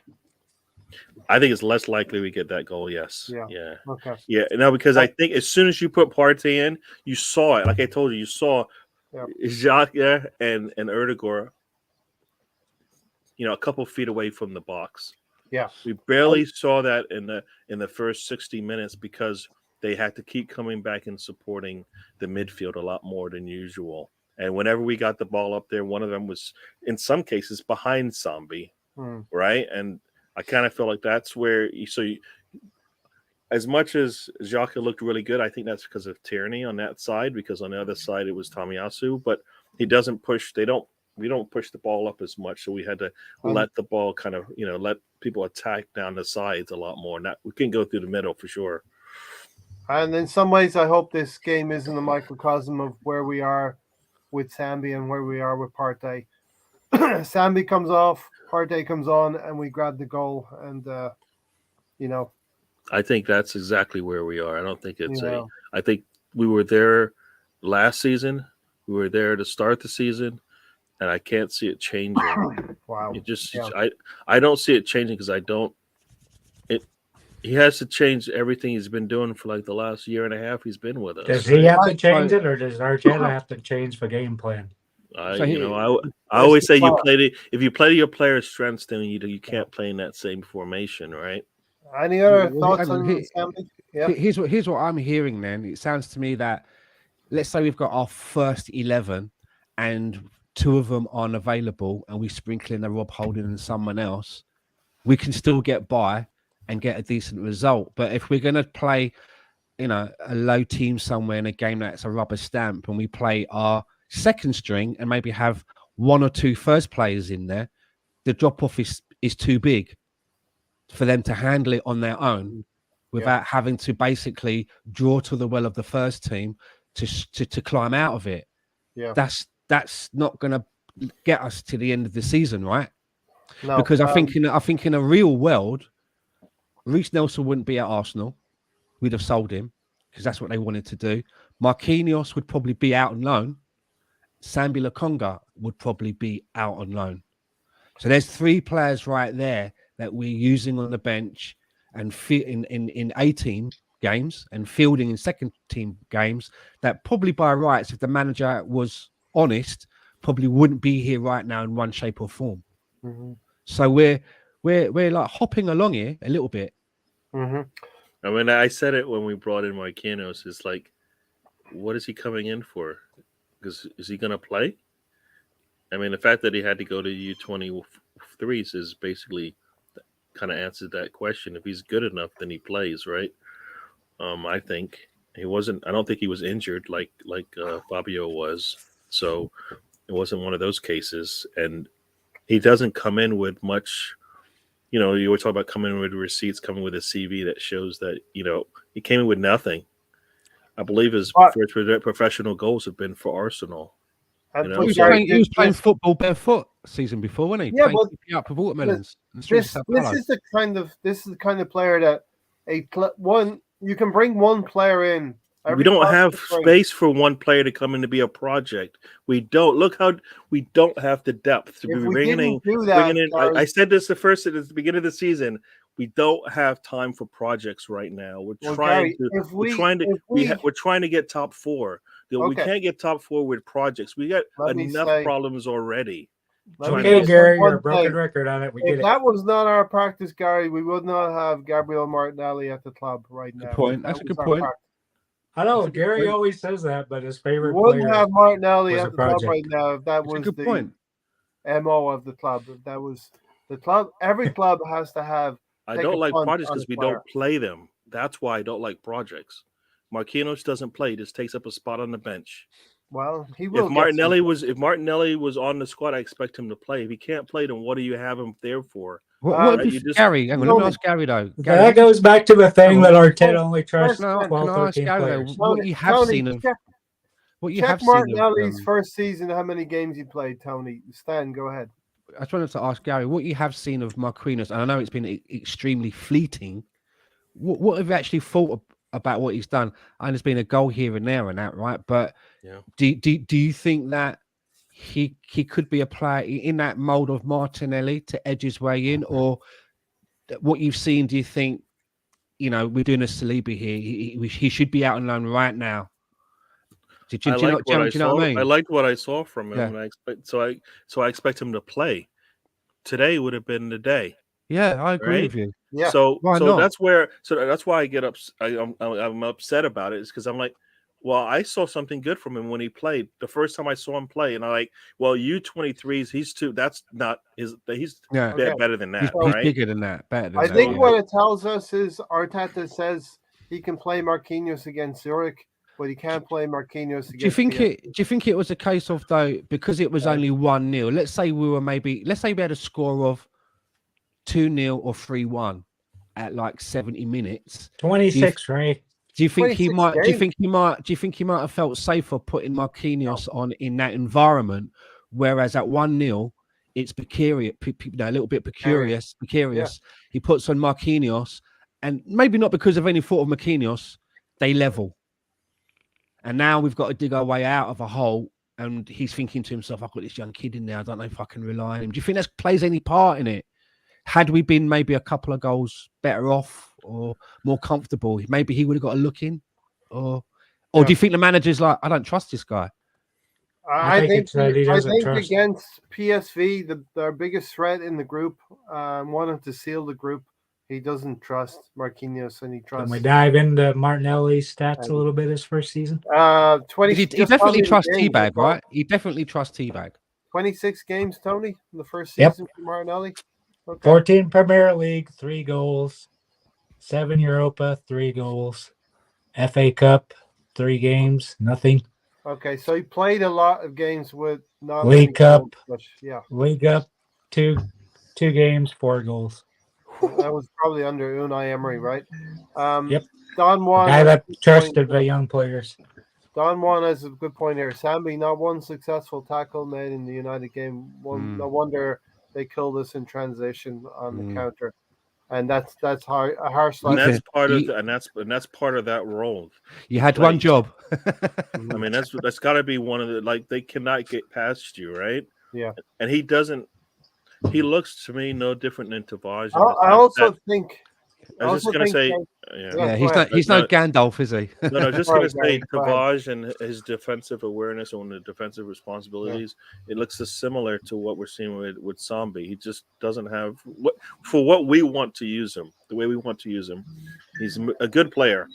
Yeah. But for the way that we need to use him, if he comes in and his job is to back up Partey, it's not working. What I never think about is that for a DM, they have to communicate probably with the central defenders and be that triangle to block out attacks. Maybe Partey does that in a better way than Sambi does it, obviously, right? He doesn't do it at all. Listen, we hope that he progresses, because right now Mohamed El-Neni is experienced, an experienced player, and knows how to play the position. But for right now, El-Neni is probably just a little bit ahead in the pecking order behind Partey. There. Let's move to Gabriel Magalhaes. And here's the thing, and basically the inspiration for the podcast is sustainable maturity. I don't think we should give up on Gabriel Magalhaes. I think we have examples of players who have been petulant and young throughout their years, made mistakes. I'm thinking about Wayne Rooney, principally. Made mistakes, been sent off. You're not thinking of our own players? Got red card. Even Granit Xhaka 6 seasons, so you know what I mean? Well, young players, Stan, who come in. You're talking about a captain of our team who's just as bad. Who? What? And you're shoving underneath the carpet. Who? Our leader is just as bad as Gabriel is in terms of getting penalized on the pitch by the official. Who's our leader? Okay. Xhaka. Have you not been watching us for like the last 10 years? Granit Xhaka. Come on, you know who You're playing silly. Yeah, I know it. Now the truth comes out that Gary doesn't like Vex, man. He knows who our Fuhrer is.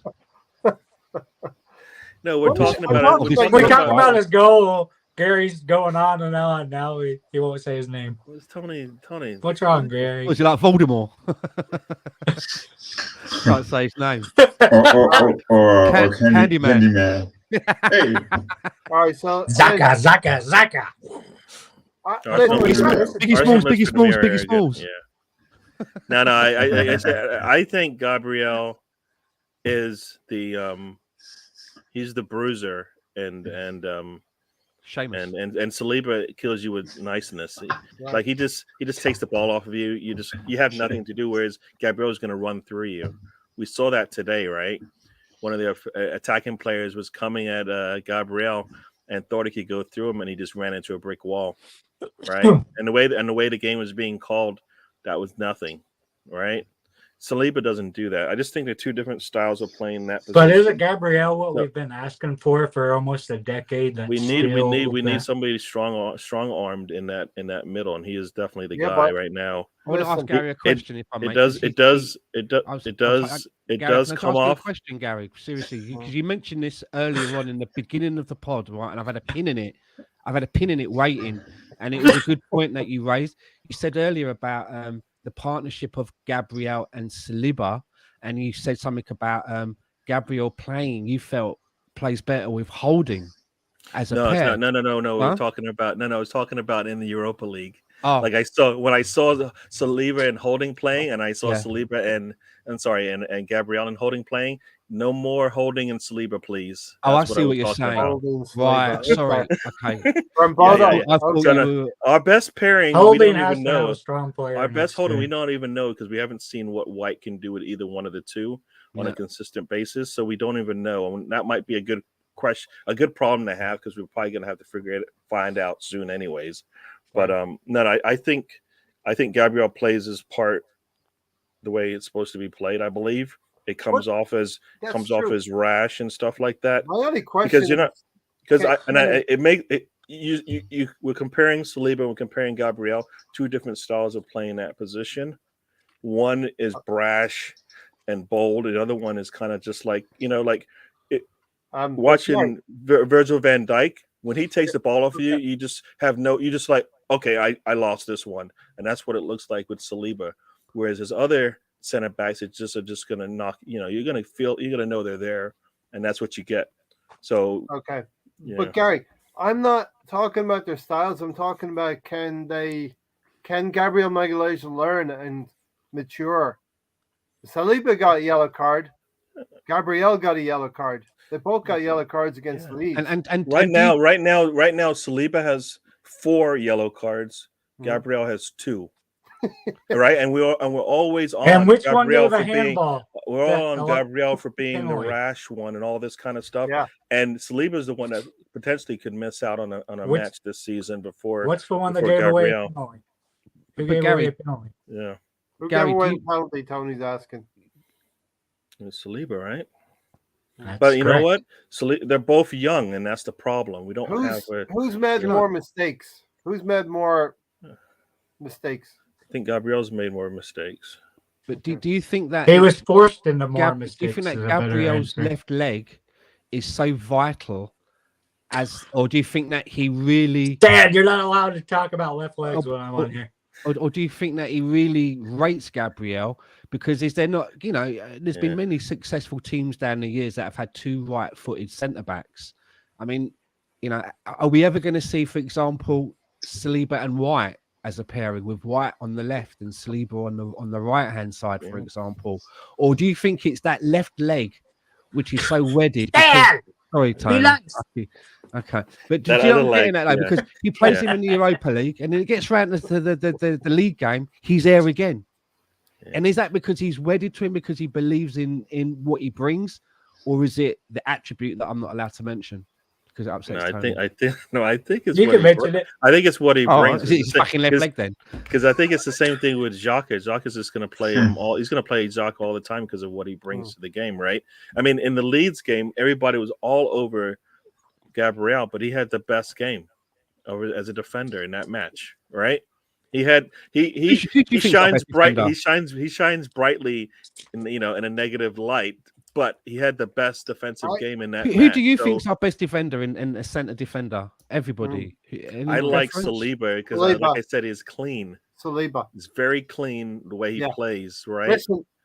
Listen. Stevens says, "Ray, are you mad?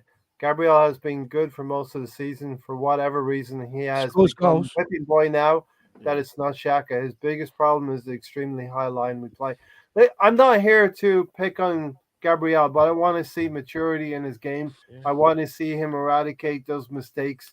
I'm not even talking about yellow cards or red cards. Yeah. It's the mistakes in his games that are leading to goals. He played It's- today. What did you say about the way he played today? Because you probably came in thinking that we're going to see a bad Gabriel, Me. and I don't think I saw anything bad from him. It's not today at mistakes. all. I It's was- not mistakes that he has. It's emotions. And I give the example is that if you look at that Leeds game, Bamford charges into him.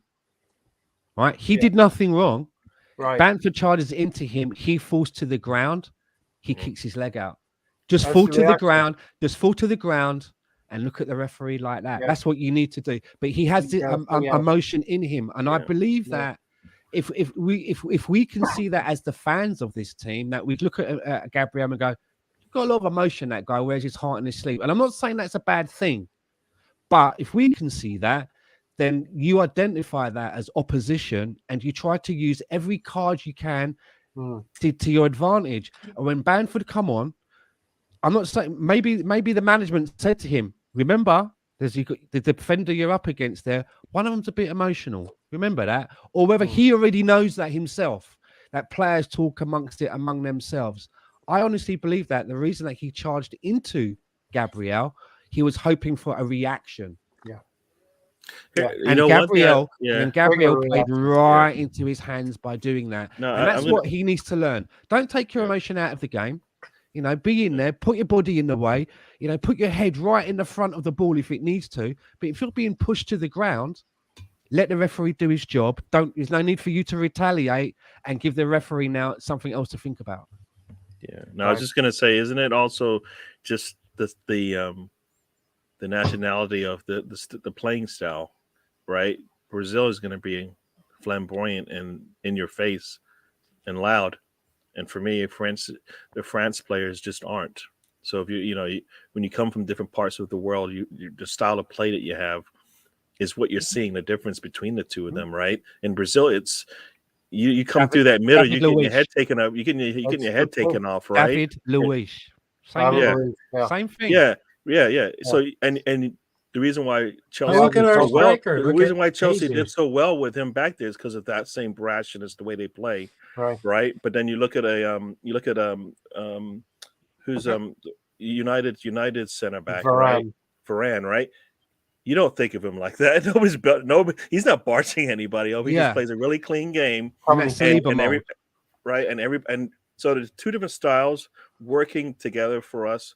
They are young, right? They're still in their not even mid-20s yet. 24 for Gabriel. It sounds like it's best, Gary, to have one of each, then two of the same. Two clean ones or two brash ones. Sure. Maybe we've got the right mixture, right? That's what you want, I think. Would you not say that, Gary? I like this. I like what we have. Yeah. Got to go to Tony. Yeah.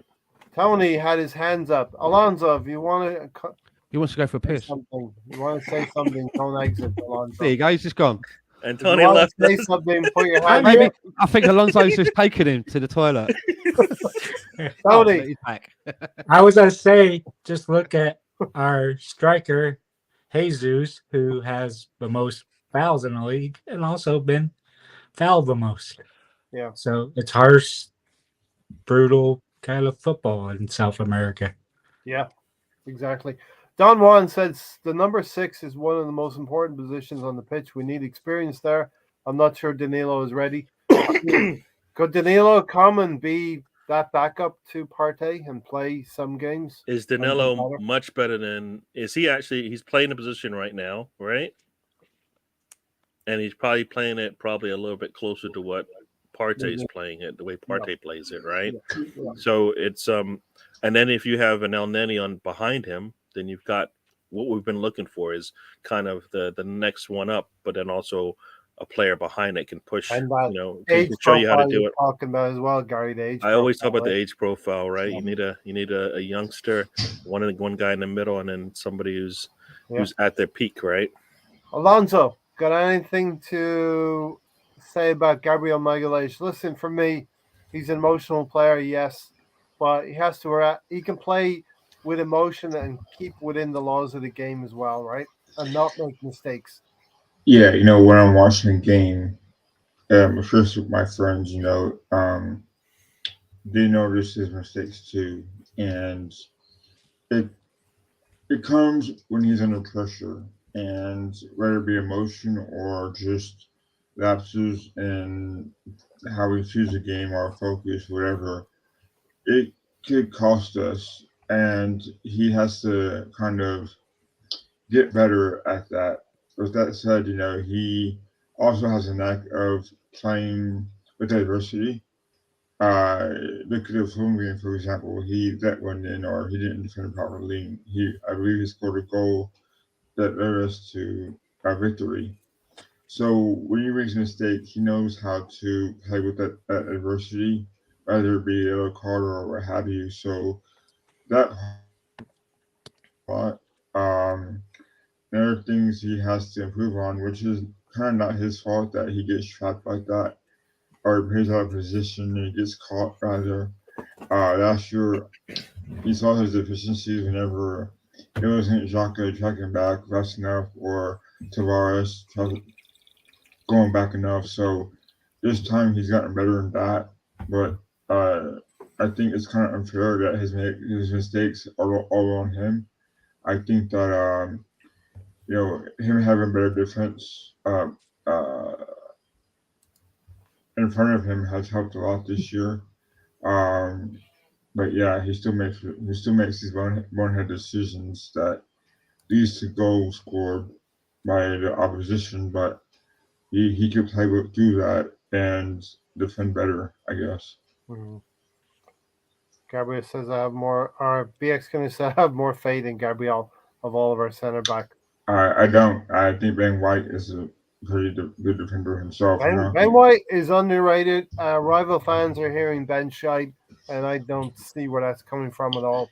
I don't think Ben White has been Ben shite at all. He's pocketed Zaha, he's pocketed Son, Diaz. But he also has Saka coming back to help support him. Oh my god, dude. Yeah, I mean, oh my god. That could be it. I mean, there are a lot of this. It is a lot of stuff that's all working perfect. The team is The team is really working really well. Like that's why today, if you looked, we went up the left side really nicely, right? On the right side, not so much, and that's because of the personnel, Yep. And so, and we make it work, but it isn't just one player always by themselves. Like Tomiyasu was all by himself with Salah. We didn't say, well, you know what, because Gabriel's next to you, it looked much better, right? No. Tomiyasu said, I got this. You guys handle the rest of the field, right?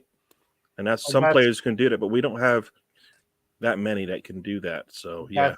That's what Tomiyasu can do. He's probably one of our best man-marking defenders in the club as well. Listen, we forget about Gabriel making 3 key block shots as well in that match against Leeds. Yeah. We were all living off our nerves in that game, and we got away with 3 points, and we were dead lucky to get away with 3 points. I'm stealing myself for when a draw or a loss comes because Arsenal Twitter is going to go into absolute meltdown, and we have to remember 9 out of 10 wins this season is not bad. 9 out of 10 cats. 9 out of 10. Ray. Whiskers. Tony. Did Tony Adams and Vieira make mistakes when they were young? Yes. Did they get red cards? And Vieira got a lot of red cards early doors, yes, and probably throughout his whole career. Arsene Wenger was. The difference is Patrick Vieira, though. So yeah, kind of. Arsene Wenger would famously be asked about incidents, and he would not see them. No, he would not see them. I've never heard that phrase. Look, I did not see that. I did not see. I was too busy zipping up my coat. And the same thing, Gary, you mentioned Ramsdale, right? Arteta didn't see the banter between Ramsdale and the fans. Yeah, he doesn't see that, but and of course he doesn't. I don't think he knew that Ramsdale had coins thrown at him at all, right? He knows exactly what they. As I said, he's a liar. That's the first thing I said. Somebody threw coins at Ramsdale.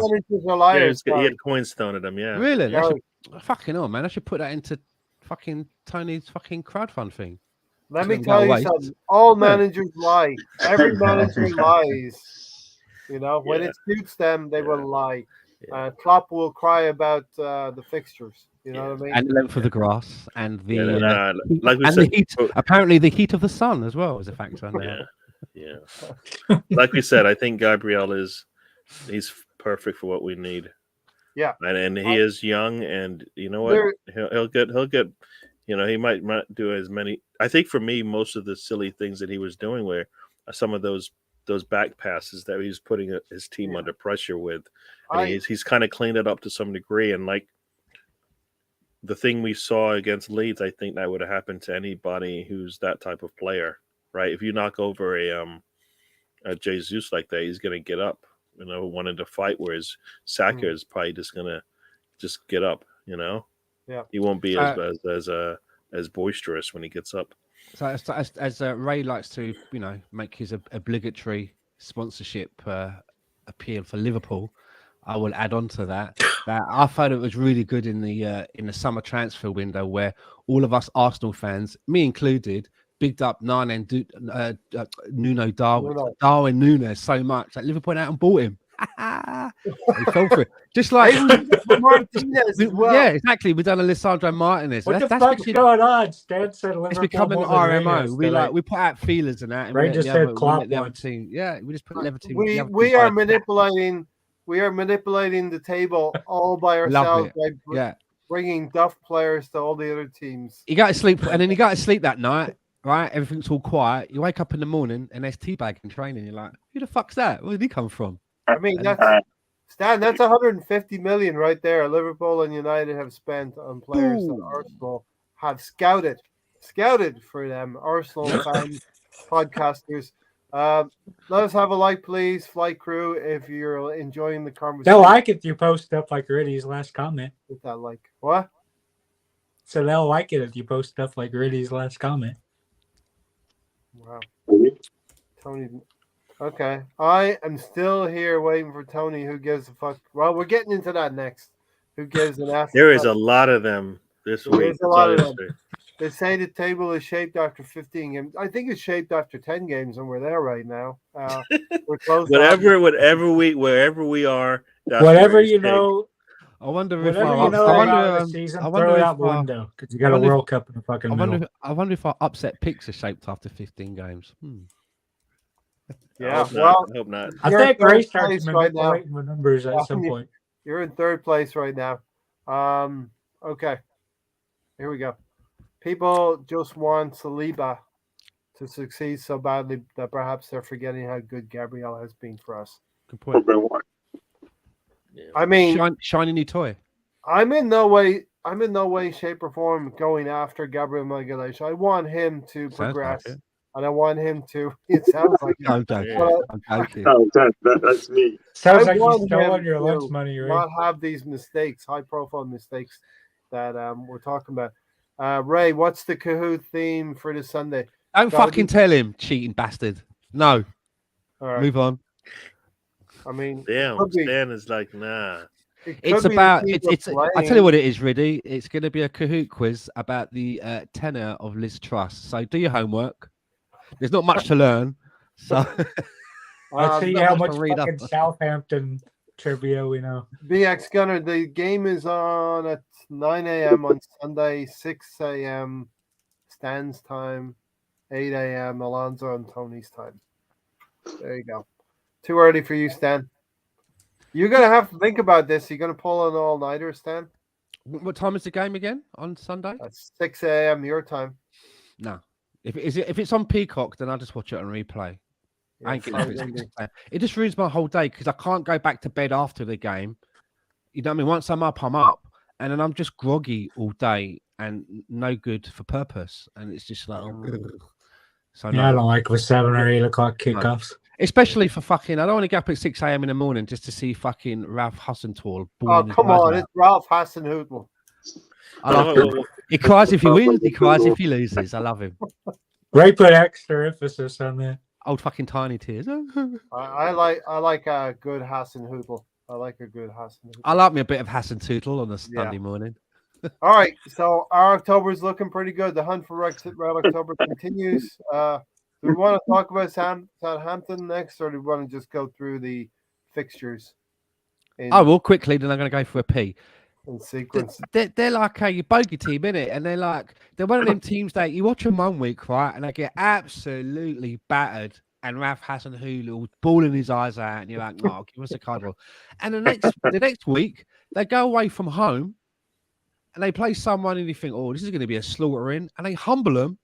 And he's balling again. And you're like, what the fuck is going on here? So they're one of them teams that I find them hard to predict. Really hard to call. Yeah. Because they're like a mixed bag. So that's my take on it. I don't know with Yeah. them. Alonso, Tony, Right. Southampton away, and Tony, Alonso, go ahead. Yeah. They're always tricky games, whenever we play Southampton. They always give us a hard time. I don't know why. And I believe Ainsley Unitas is going to play too, so he might want to prove something as well. Why? No Oh, Karen Gibbs. Is he with Southampton? Ainsley Maitland-Niles with Southampton. Wow. Yeah, so he has a little bit of incentive to make us mad, I guess. To stick it to Arsenal. Anyway, so yeah, it's always a tricky game. I'll be up watching it, of course. Like Stan, I have a hard time waking up. Once I'm up, I'm up. So I had to work that day too. So it's been a long day, but we're not so we have Arsenal, right? So, but I am off the next Sunday, so 30th. So or turning 30th, so I'll be on then too. So yeah. So, Tony, we do have 4 games till the World Cup break, not till the end of the year. We do have 4 league games: Southampton, Nottingham Forest, Chelsea, and Wolves. 3 of the 4 will be away from home. So we've had a tough October where we've had to share the minutes around, and now we're going into 3 away games out of the next 4 in the Premier League. And Southampton, traditionally, as Alonso said, is a tough place to go to. Yeah. Hold on a second, Ray. Okay, no problem. We will have 39 points. Hopefully, we'll be on 39 points going into the World Cup. Gary, that's a lot of points for 14, 15 games. We'll take it, right? Can you imagine being at 39 points? That would be crazy. That'd be really that's what we're trying to do. We should get there. So I'll be happy to do that. So yeah, no, I keep saying that we're just taking this one game at a time, right? Yeah. We're not necessarily looking ahead to the next one. The next one, we're looking to the next, just the next game, and that's it. Everything else after that, we'll worry about it when we get there, right? Wanted to come in and get the 3 points today. We did that. Now we need to. I guess we're going to go with whatever our strongest lineup will be against Southampton, and I think our starting 11 is better than theirs, no matter who we bring on, and we should be able to get the 3 points if we continue to play the way we have. So, yeah, I think Leeds was a that was a wake up call, a blip, whatever you want to call it. So we're going to come out and hopefully play a lot better. Do you think we had played better in this game against PSV, that we could say hand on heart that we're returning to a bit of form a little bit, because I think we've dipped our form. I don't think it's hard to say that because this isn't our starting squad, but I needed to see Jesus come out and look better, because I think if we have a better Jesus in the Leeds match like we did today, maybe the match opens up for us in that first half and we look a lot better for it, because he wasn't really, he looked invisible in much of that first half. So today he was definitely livelier, and hopefully that kind of, it won't be as much against Southampton because they are a Premier League squad, but if we get better than what we got in the Leeds match, I think we'll be all better for it as well. So I think this is a dangerous game. Last 2 games, Southampton have beat Bournemouth away from home, and they drew with West Ham last weekend. So this is definitely a tricky game if Southampton's come back into form, and we have been struggling a little bit. Yeah, I mean, but they lost the 3 before that, so it's like, they played well the last 2 matches, but we have survived and we played well the whole season. So I always go back to, I think we've been consistent a lot longer than this is similar to, coming to the Liverpool match. Same way, they looked pretty good in the match before us. We came into this match looking, I think we looked good coming into this one, and we have been better all season. So, like I said, I'm hoping it was just a blip. Ready. We'll take care of Chelsea when the time comes, and that will be a tough game away from home. Yeah. Stan, this is a memory from last season for me. Tony knows it's a bad memory, right, Tony? Hold on Oh, a minute. I remember very well. I just saw in the private chat there that Tony's got to go. I think I think he's got to go and feed the hitchhikers. All right, Tony. Take care. I'm not sure they gotta go anywhere, but He said in the chat, he's like, I've got to go now. I was like, oh, okay. I thought so. Off to feed his lodgers or whatever. He My used the neighbors third- are here, then they left. the His third- lodgers. I just Is wanna- that what they see- call them now? Lodgers? Yeah, hostages, more. Neighbors. That goal has been activated, Stan. Prisoners. One thing I'd like to say about Ralph Hasenhüttl, I know I take the piss out of him, but I really like him. I like emotion, and I totally get him, and I'll tell you why. There have been many times, right, that I've played games of Monopoly and lost and cried my eyes out, and there have been many times I've played games of Monopoly and won and cried with joy. So I totally get him. I get him. So I love it. I love seeing the emotion from him. Do you? There's been some talk about Saliba and maybe Jesus taking yellow cards here in this game, so they can miss the Forest game and be ready for the Chelsea game. Can I get my final words in now? No, Are you 'cause leaving? Oh, right. Yeah, sorry. I'm leaving. If I you're thought you went- leaving, yes. The hostages are Well, scratching. Here's first Tony. off, on this game, you got to worry about fatigue since the players have been playing a lot of minutes and 2 competitions. They shouldn't be playing as many minutes as they had.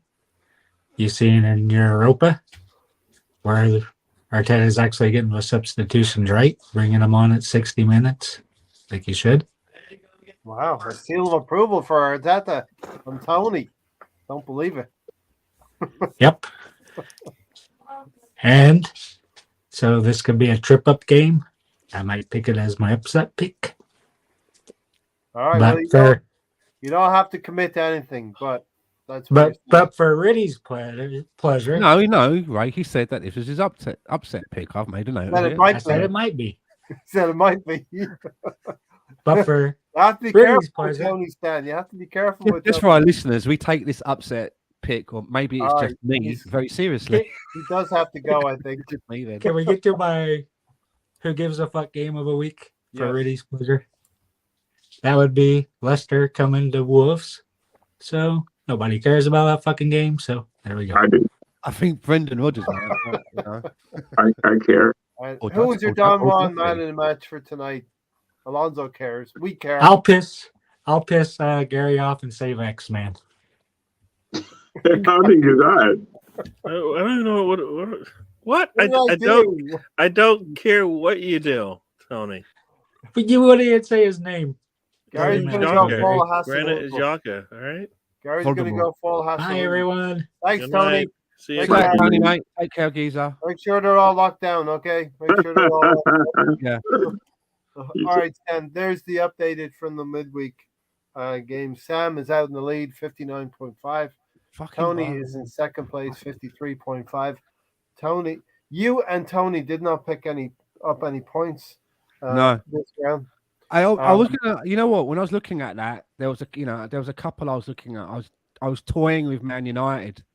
Mhm. That was one I was kind of Alonso. looking at as well. And then there was a couple of other ones that I looked at, but you're looking at 1 point. You know what I mean? You got to go big sometimes, didn't you? So that's what I do. I tend to try and look for the big one. No point Yep. scratching a point.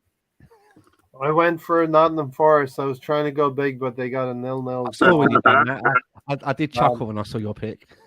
Shout out to hey, it got me 6.5 points. But the winners of this midweek was Gary and Mahir. They both picked Southampton Ooh. for that win over Bournemouth. Yeah. How many points 8 was that, Gary? 8 What'd you points. pick up? 8. How did I miss that? I must have not seen that. An Well, 8 you know what? pointer. I picked that I must because not they're seen gonna that. they're gonna get something midweek, but they're not gonna get I'm something. not on going the to get weekend. anything. Yeah. So they might as well be happy before they come Tears in. of joy. Tony, Yeah. Tony Tears feels of that woe. they get something. It might, That's a that good might pick, be- Gary. I didn't see that for some reason because that's a good one. 8 points. I'm not here. Southampton, I'm not here. Bournemouth. That's worth Shout a out shout. to South Africa. Big up, Mahir. He's tired. Last week he was moving. He was moving. I love the way he tells his uncles on the podcast to shut their big mouths. Is the way, like they're listening in. I'm telling you now.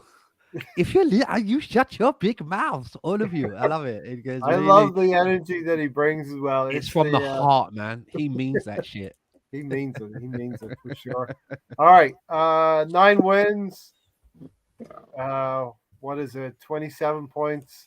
Not bad. Not bad.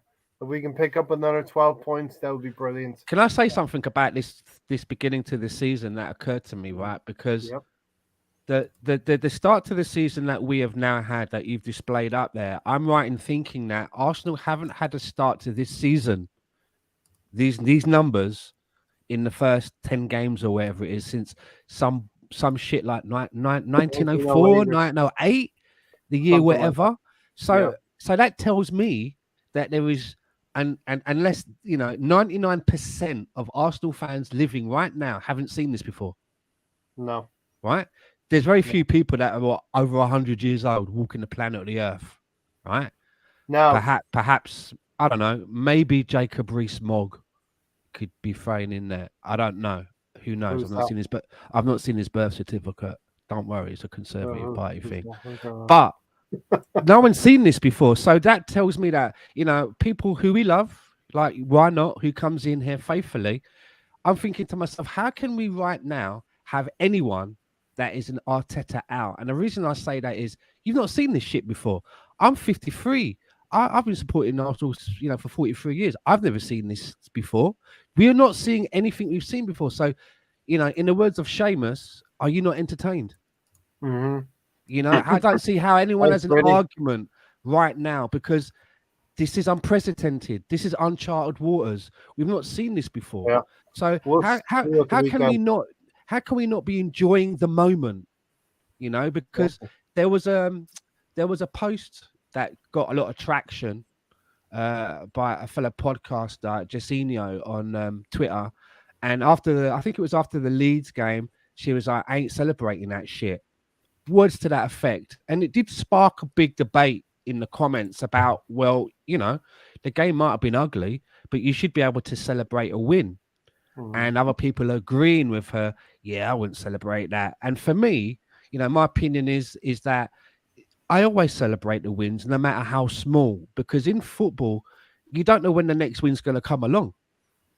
Do you know what? You could go for a barren spell, man. You could be going, So I always say to people, enjoy what you have, and I'm not saying it to dig Jess out. I'm just highlighting her tweet, which is out there, and just putting my spin on, celebrate. And one last thing is, you look at teams that go ahead and win the league, even when we won it as an invincible, and that's not been done before. We didn't win all of those games 8-0.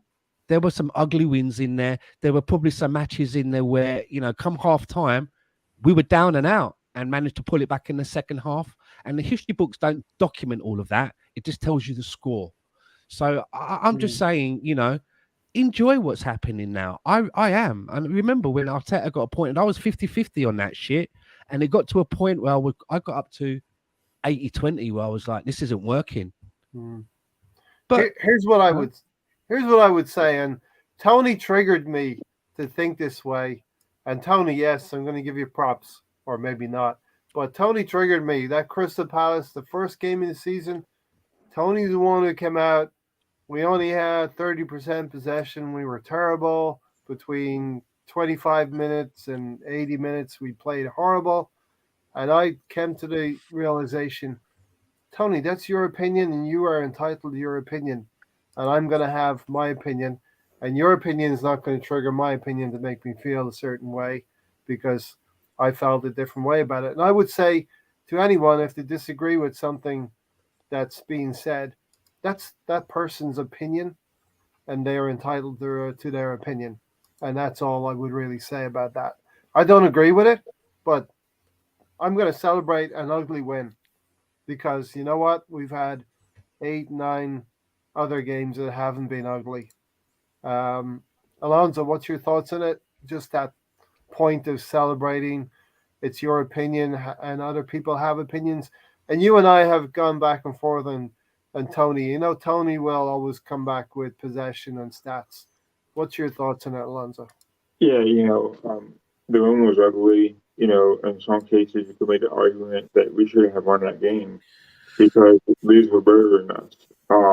And we did, you know, people assume nowadays that in order for us to be a great team, we have to blow teams out, 3-0 or 3-1, and, they're satisfied. But people don't realize that back in the day when they had good Graham, but that famous song, 1-0 to the Arsenal, then that was the win. That was a big deal back then because though it was boring football, they still pulled it out, right? And I think the sort of fan base that we have now are just too young to realize that, these old days that we had, we were hard-fought victories. Even the Vince was saying that those wins were kind of hard to come by because we had to pull them out to leave it really late. And I think that whenever you see these new fans, they don't understand the struggles. Yeah. Yeah. And Alonso celebrates with Martin. Most of us don't even fucking know Martin Truex Jr. is, but we do now because of Alonso. That's Alonso. But it's like whenever you put these up, the 1-0 to Arsenal wins, it's like pretty satisfying knowing that we can win those games now. Yeah, we have a solid foundation and we can win because we have good defense. And so we've had 3 of those as well in the last 3 games as well. 3 1-0 wins now. Yeah, so and it's okay because I think it helps the team out more so winning 1-0 than it does 3-0 because it gives us that confidence that we could pull it out no matter what the score is. So people are entitled to their opinion, but at the end of the day, I think that it's good to celebrate a victory just like this one. Yeah. As Stan said, enjoy the moment. We have world-class players, and so we have some world-class players in our team. Bukayo Saka, 3 goals in the last 3 games before tonight. Enjoy him. We hope he's going to stay at Arsenal for many years to come. We don't know what's going to happen in the years to come. You got to enjoy your players while they're there now. Gary, what's your thoughts on celebrating the win? And I think I've learned something myself personally in this season. It's going to hurt when we lose, and Twitter is going to go into meltdown, but I think it's very important to stay grounded and believe that people are going to have opinions and they're going to express them. Yeah, no, I take all the 3 points we can get. Ugly, beautiful. There's 2 sides of it, right? We're gonna take the win, but then if we're gonna talk about it, we might as well talk about what we actually saw, not what you can't just gloss over the things that for me, that eventually would come back to haunt you, right? Mm-hmm. You win a match 1-0, but you got lucky because they hit the post and you missed like 4 sitters in the match that could come back to haunt you in another match, right? So that's what we talk about. That's why we're here. So I'm all for the results, but I kind of like to look at the game based on how we perform, because I know if I keep seeing that, just like we're seeing today, when we have a little dip, we still have performances in us, right? We still have moments of magic, and we saw that, right? Saka's goal in that match, there wasn't much we could be celebrating in terms of the way that we played, but we have those moments where we just get something out of it, and then you go, all right, we'll take that. If we're going to be poor for 90 minutes and we get a minute here or there to shine, and we shine, we're taking it and we're enjoying that one and moving on to the next one. Hopefully do better, right? So I'm gonna celebrate all the. I'm not gonna be sad because we got to win. That doesn't make any sense. We've had 5 or 6 years where we haven't been in the Champions League, and hopefully we're getting back to that spot where we're going to be in the Champions League. Just win the next one for me. That's all. Yeah. Southampton is up next, and let's get that win. Yeah, I think we're seeing. I think we're seeing the team maturing again and in a sustainable way. Stan, can I just want to, Iconoclast one. Yeah. He asked me there, Stan, if this form isn't kept up after the World Cup and we come 3rd after this unprecedented start and we finished 4th or 5th, would you be disappointed this season? My answer to that, Iconoclast, would be, it really, for me, it's going to be where we are after the next transfer window. If we come out of the next transfer window and we are in exactly the same shape, i.e. depth-wise, where we are now, and I don't think this will happen. So I'm looking at a worst-case scenario. We come out after the next window without strengthening, and then we go on and don't make the Champions League. I will be more than disappointed. I will be furious because right now, I've just mentioned, if our owners are paying attention, I've just said that we haven't started a season like this since the year 1900 blog, whenever that was. So it's within our grasp. Surely now, if you've got a few quid in your pocket and you're thinking, well, am I going to go with this or not? When we get to January, surely they can see that there's just a little bit more that's needed to ensure that we now dine at the big table at the Champions League, because that with that fourth place or third place qualification in the Premier League comes lots of dough, and lots more dough, which then helps us to strengthen even further. So my answer to that is, if we ended up not getting into the Champions League because we haven't strengthened and we've tried to get by with gaffer tape over the cracks, I would be furious. Yeah, I think we all would be. We saw what we did last season. We just didn't get over the line, and that was huge frustration. My old sales manager used to say to me this, right? When I used to almost get deals and that, when I used to sell timeshare, and I almost used to get a deal and I used to walk away. And I used to say to my sales manager, he used to say to me, so what happened there? And I say, oh, I really liked it, but it was this and it was that, and it was really close. He looked at me and go, listen, mate, in this game, if you're that close, then you may as well be that close. And he do his arms a lot wider than that. You know what I'm saying? I think it was Bill Shankly who said first is first, second is nowhere. And there's a lot of validity to that. I mean, I'm not talking about in terms of our top four. Being that close, don't pay the rent. We're on 27 points right now. If we want to say hit 77 points, we need 50 points from 28 games. 28 games is possible, 84 points. We need 50 points from 84 or better to really reach our goals. And I love it when you pull out your calculations, because you make it sound so easy. When you put it like that, it sounds like, fuck it, we can afford to shed 20 points. On we go. No, I'm not saying that. I'm saying it's so easy. We have laid the groundwork. We have gone off to a great sprint. And listen, we've played as many tough teams as Manchester City have had, as many easy teams as Manchester City have played, and we're 4 points ahead of them. We have to go to Liverpool. Yeah, yes, we have to go to Liverpool. We have to win at Anfield. But no one's going to take us seriously until we beat Brazil 8-0. So,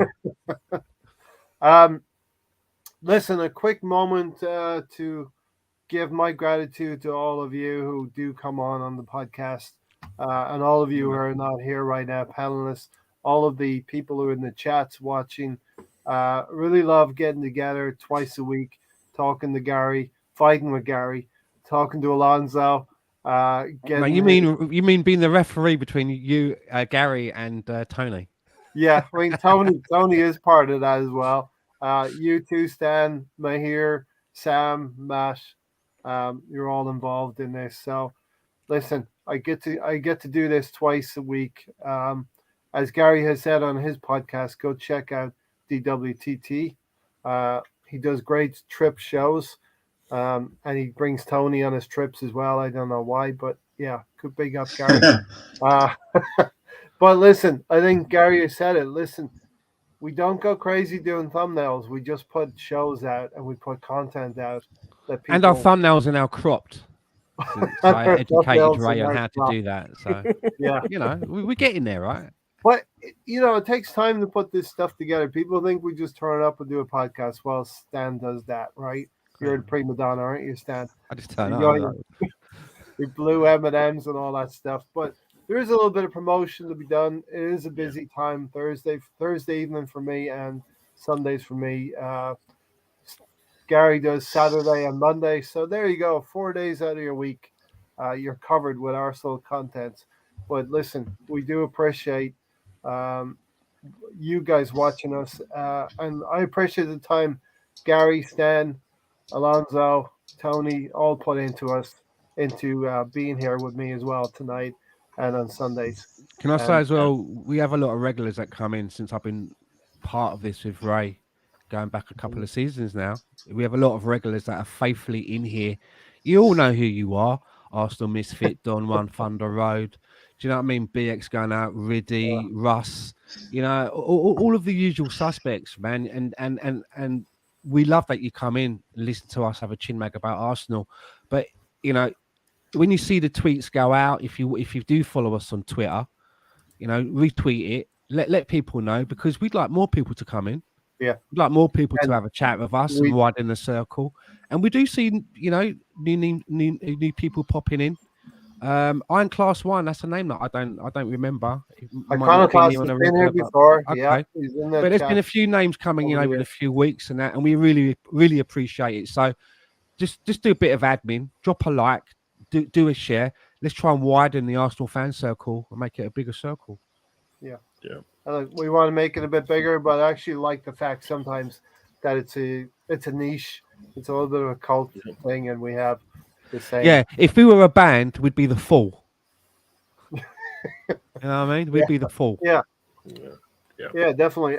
So we're in a situation where our boardroom have to show their ambition when it comes down to the bottom line.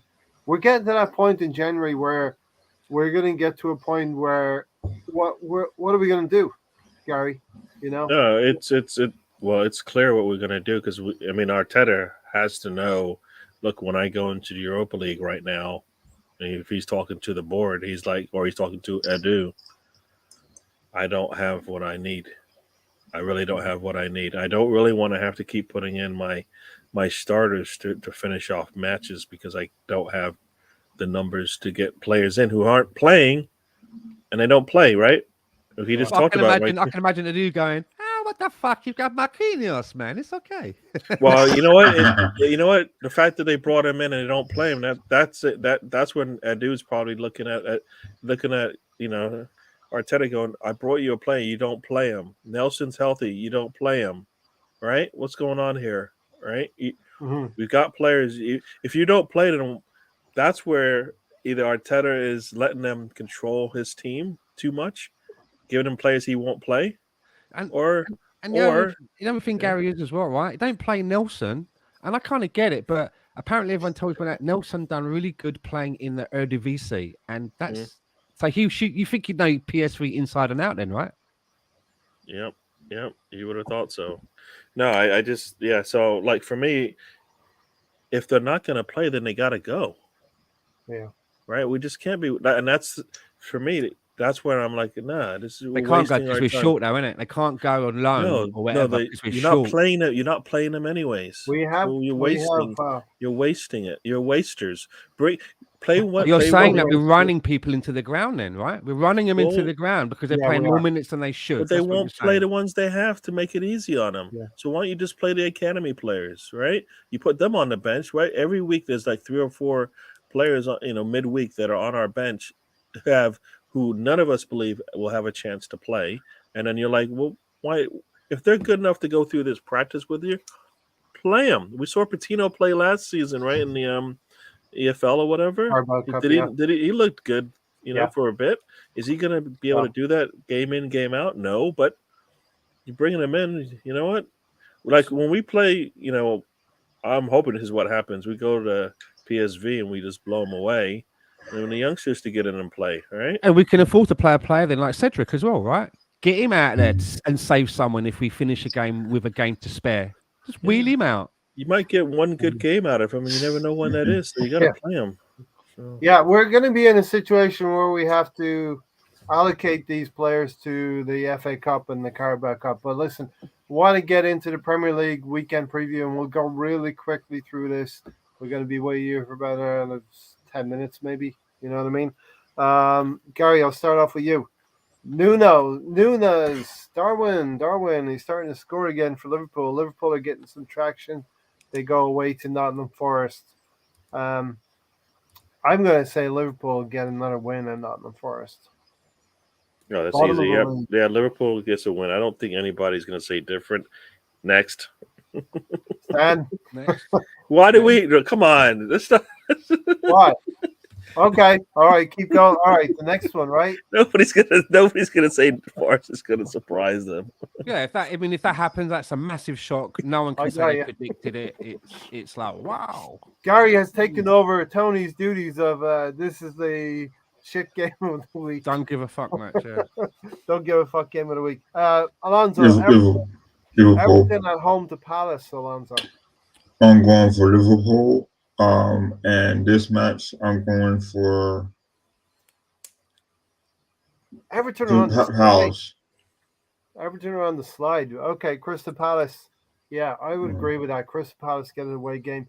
Frank Lampard is under pressure again, and we know we'll talk about Steven Gerrard in a minute, Gary. But Everton, Palace. Yeah, Palace. I think Palace looked good in the last match.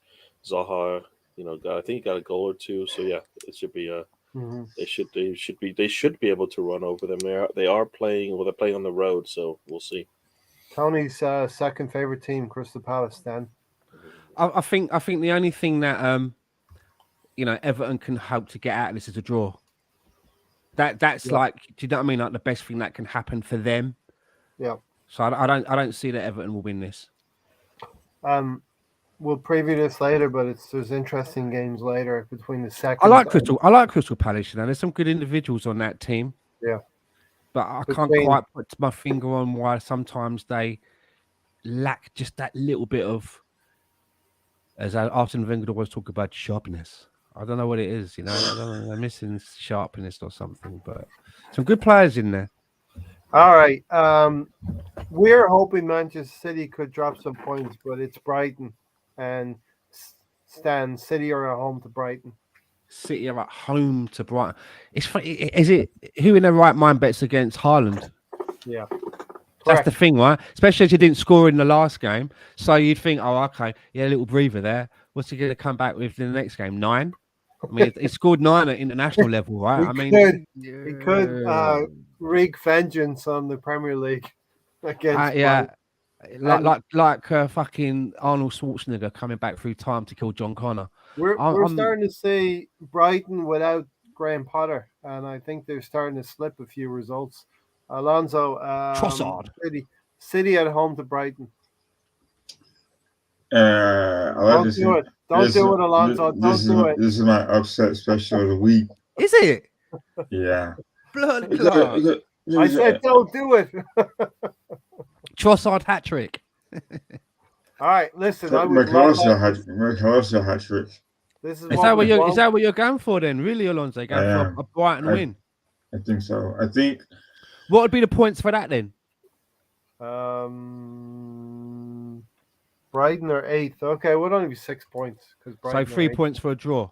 Okay, 3 points. I see what you're doing there. I think Welbeck, he's been productive for them, though not the goals, but he's been quite a figure for them. So, and Lewis Dunk has been playing very well for them. So, I think they could control Holland a bit. But Gary's shaking his head. That's all I'm looking at. Yeah, hey, I gotta go for it, man. I'm on 11. I got 11 points. I gotta go for it, man. Any way I can get. That's not a lot of points. Go for the crazier bets. Go for Nottingham Forest. Actually, remember Nottingham Forest against Liverpool. That's a fixture from. It's funny. Alonso said Danny Welbeck. I saw something on Twitter today that someone reposted. It was a clip of. I don't like to mention this name around his parts, but it was Lee Gunner talking to someone, and that was it. He was trying to talk about and explain how Danny Welbeck. I'm going to do how he said it. Danny Welbeck is hear me out, a better footballer.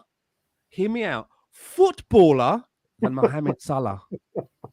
Good impersonation there. Good impersonation. A better footballer than Mohamed Salah. I mean. That does stretch the imagination for me, anyway. He didn't say a better car, a better wife, better dress sense, a healthier diet. He's a fucking better footballer than Salah, and I'll just leave that there. And he said it with conviction, and he meant that shit. Gary is going for a City win, I believe. From I don't know what's all this talk about. I'm reaching here with my no. Danny Welbeck, that's- notwithstanding. No, Footballer. this is. Oh, come on. Like there's a difference. Like he was saying, I didn't say he was better at washing cars. I mean, he's a better footballer. I'm like, yeah, I get it, mate. I'm not buying into it. I mean, the whole point of that conversation was just skill sets, and I'm like, but the skill sets don't get you wins. They don't even get you goals barely. Yeah.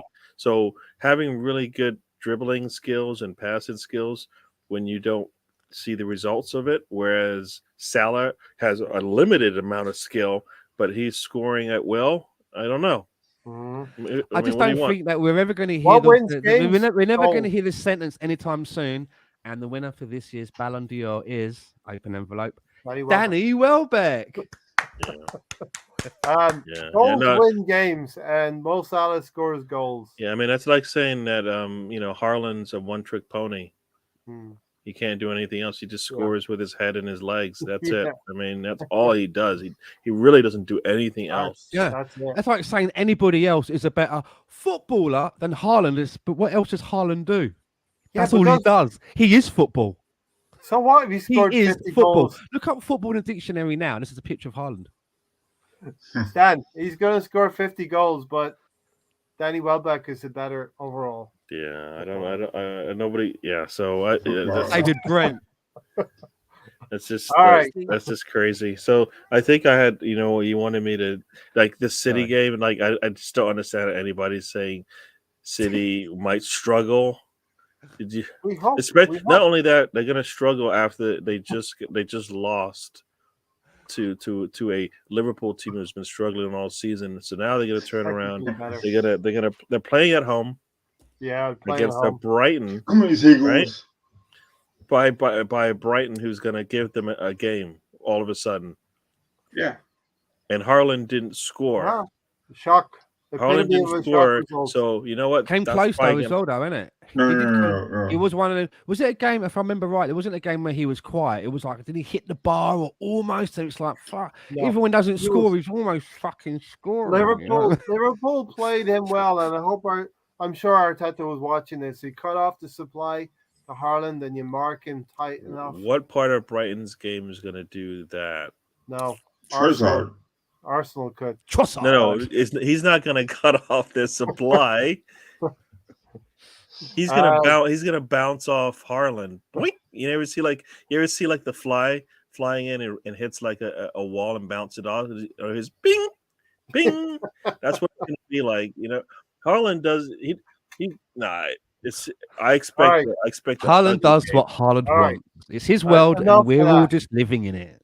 Next one up is fourth place versus fifth. There's a couple of top six clashes on the weekend, which is going to impact the teams chasing us and Manchester City.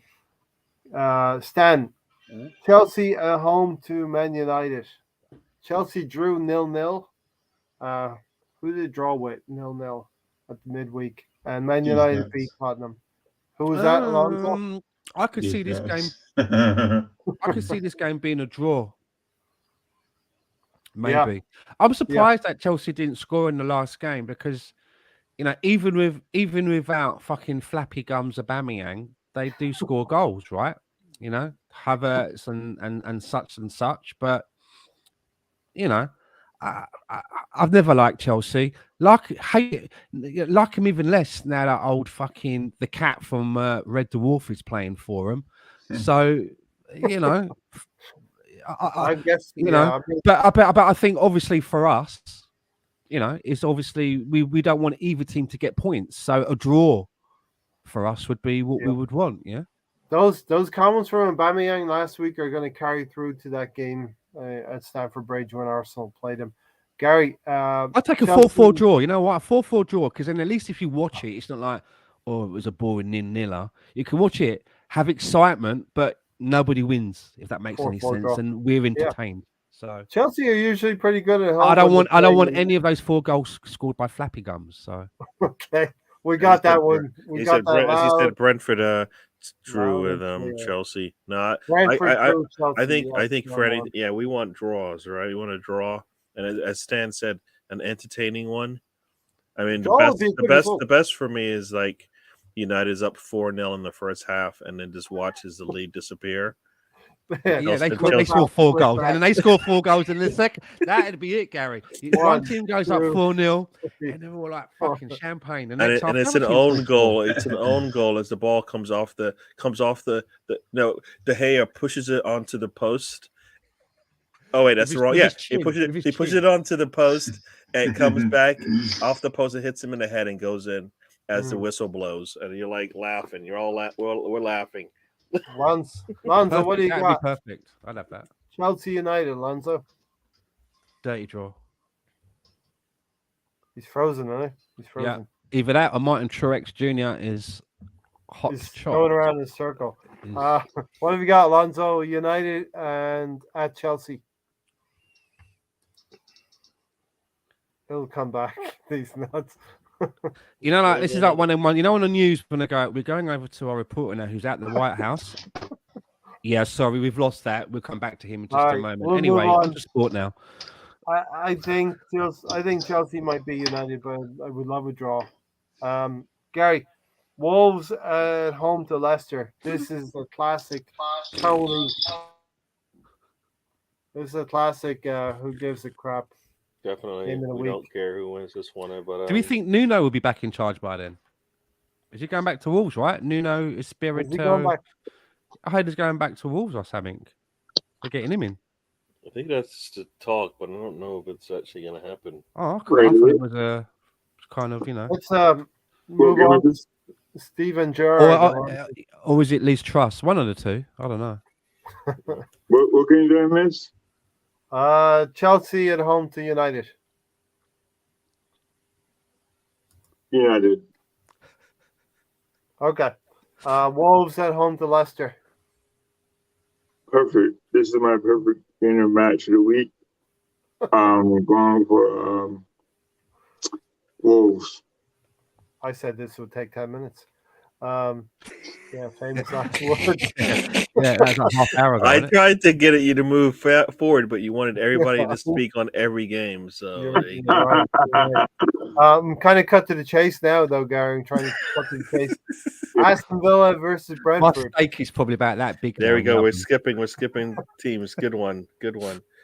No, You know we're what? not skipping. Aston Villa, Brentford. I'm thinking Brentford's going to win this. I just don't see Villa just like as They're we just not said. being new manager. New manager It- bounce. Villa- New manager bounce. it doesn't New work. manager bounce. It's not going to work for them. It's like Brentford- It's It's always like the way, isn't it, though, right? You've got all these players, right? That do like dog shit, and then you get rid of the manager and you put in like some bloke who's been a coach for whatever in the background. It's like, me, and they win. And you're like, oh, it's always the way, though, isn't it? That Stan, and you it's can't like put that. and you can't put your finger on it. Why? Like it's the same players, the same formation.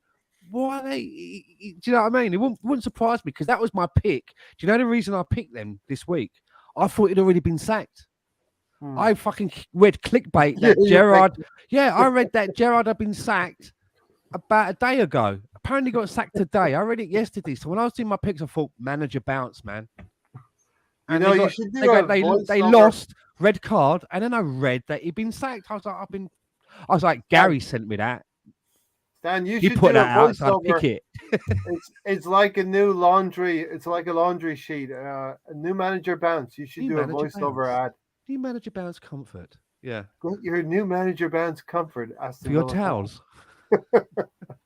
Um, So yeah, that's why I picked him because I thought it was that was Right. happening. So So you think they're going to get the bounce on Sunday? why not? Because there's not a bad team in there, and there've been some occasions with the team where you've seen them in the second half play better, and you can see what the potential is. And they have got some good players in there. I'm a big fan of Leon Bailey, by the way, not just because he's Jamaican. That is not the only reason why, right?